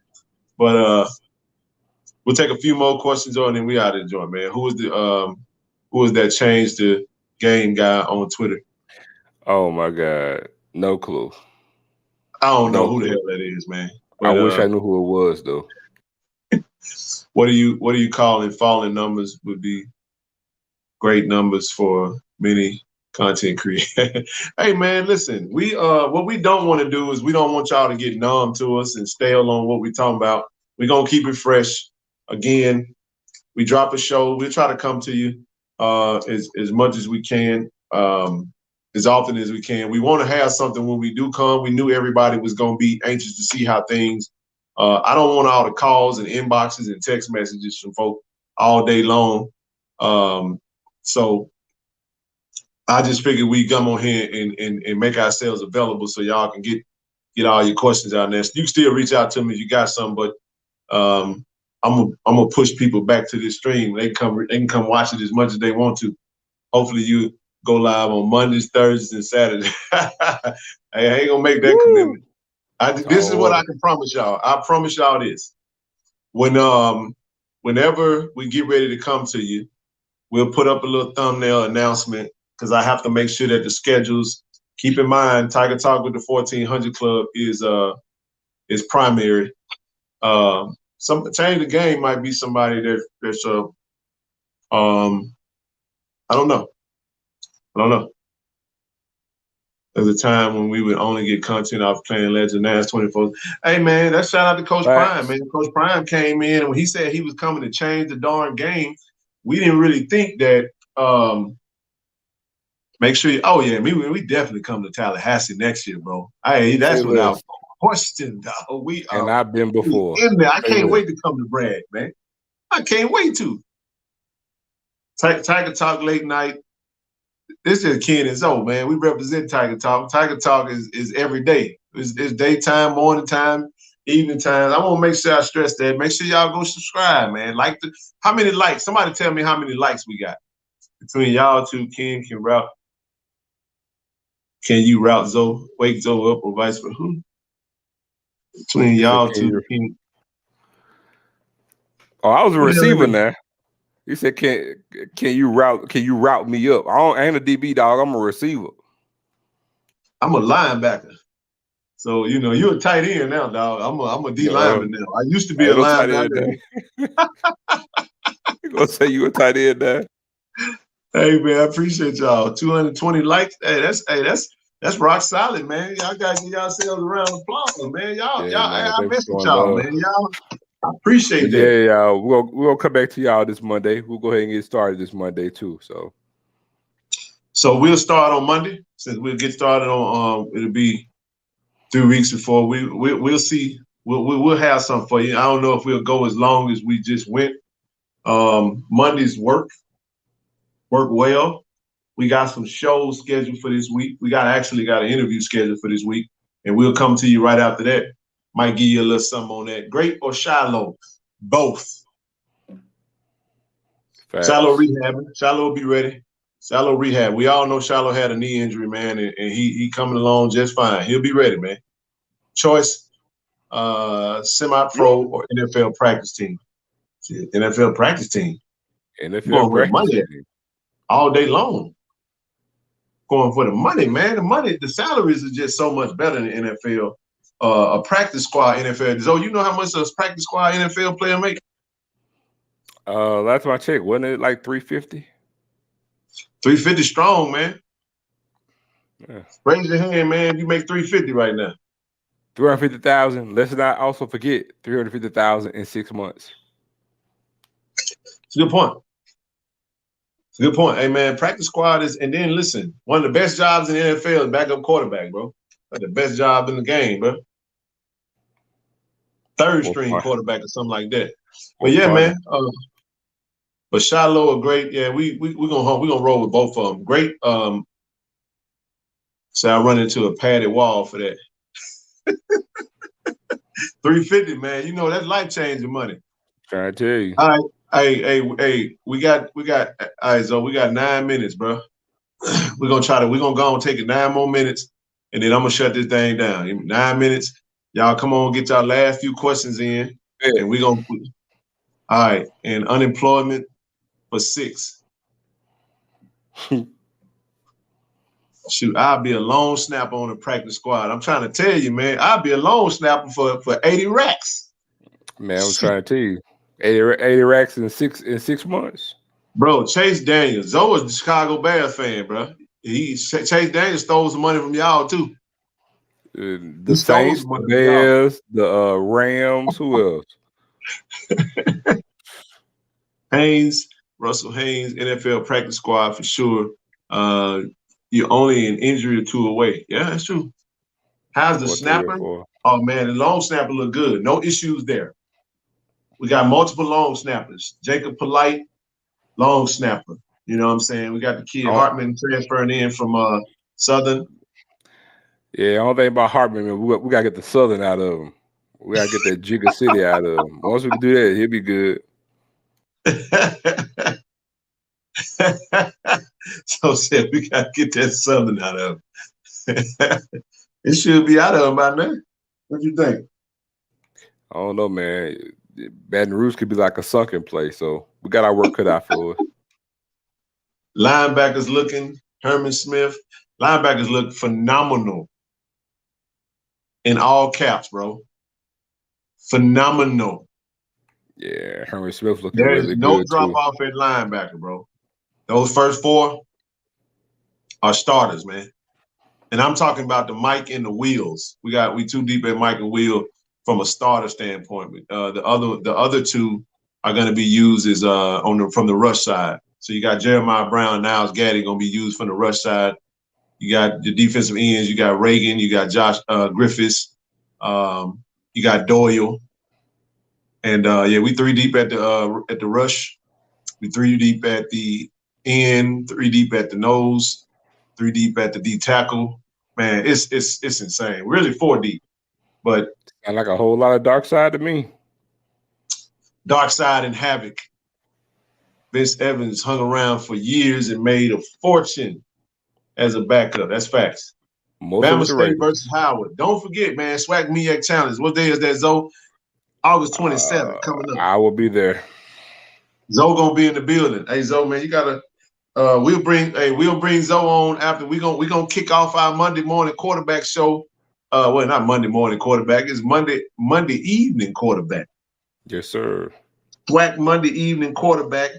And Zoe, we're gonna do Swac MEAC challenge style, man. Where Zoe gonna give make sure y'all let the Bama State and the Howard folk know we're gonna be streaming, and we're gonna come on and we're gonna talk about Jack State because we gotta get ramped up. We're gonna be, because that Monday, that's FAMU Monday now. So we're gonna come to you. We're gonna touch on that game too. We definitely gonna give you a little bit of it. So I brought up the top 5 wide receivers on the last live, and y'all expanded to 10. What about your top 10 DBs? Man, you crazy.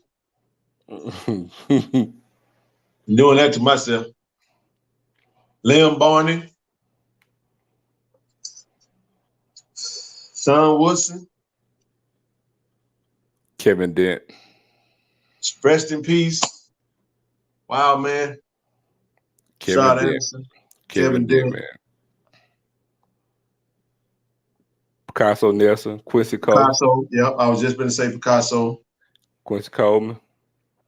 Yeah. Would you go Dominique Johnson?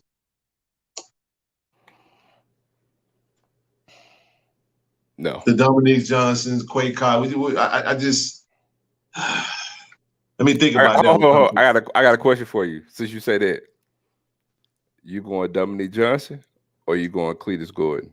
Cletus Gordon. Mm-hmm. Damn, Dom's good though. Yeah, he was. Dom was good. Dom was solid, man.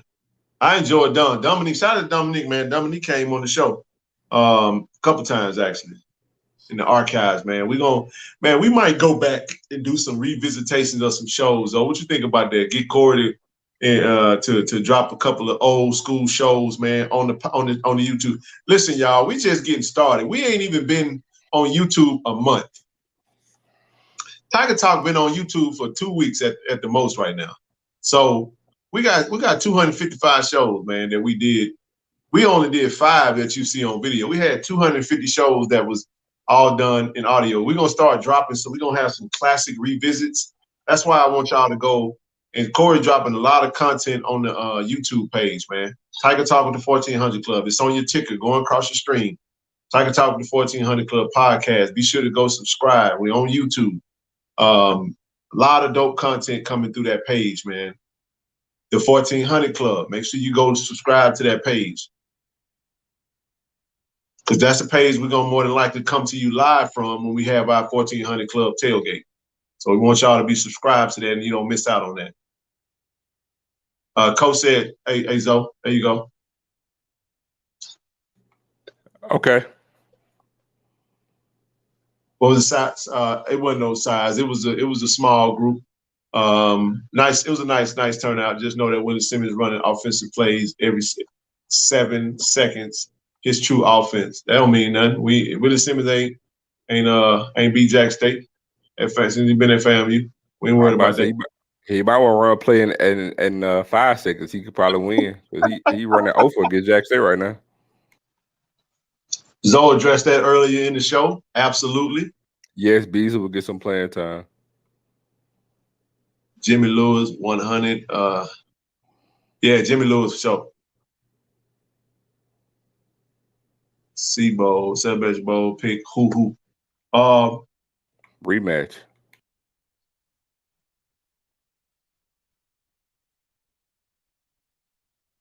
Is it going to be us in South Carolina State?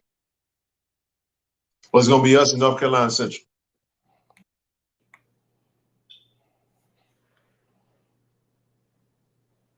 I agree.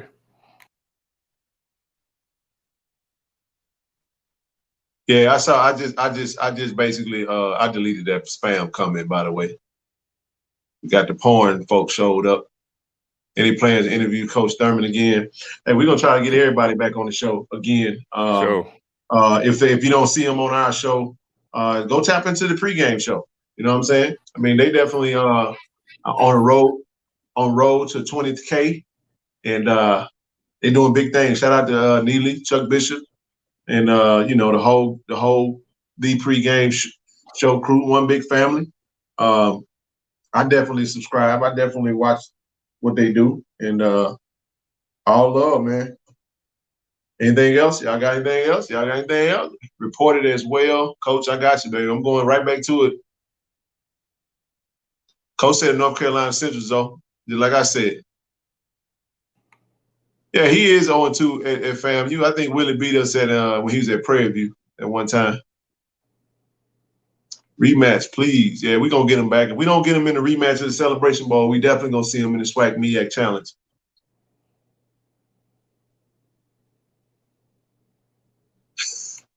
Man, we ain't going back to that. We had so much stuff going on, man. I'm telling you, this is I told you the last 7 years was our skinny calf years, man. This our fatted calf season, and like I said, it's our time, man. This is definitely our time. So we've been on here 3 hours, man. I'm gonna take these last few, and once we get to the end, we're gonna shut it down, man. Last couple of questions I got. It said, "See, off topic, can y'all see Morris Brown bringing football back in 5 years?" That's actually a Coach Walker, maybe Zoe comment. Coach can answer that. Coach, answer that in the comments because Coach went to Morris Brown. That's his alma mater. So, Coach, on today's Leader Sports Network, that's more of a question for him. A better question would be if they can start a club team in 5 years. If they can, then they can segue into something. If the running game good, 40 plus. Zoe said 40 plus. Talk about the kicking game. The kicking game has been fully addressed. We have a great punter. We have 2 really good kickers. Knocked that thing in from 50 today. Mata and Beza.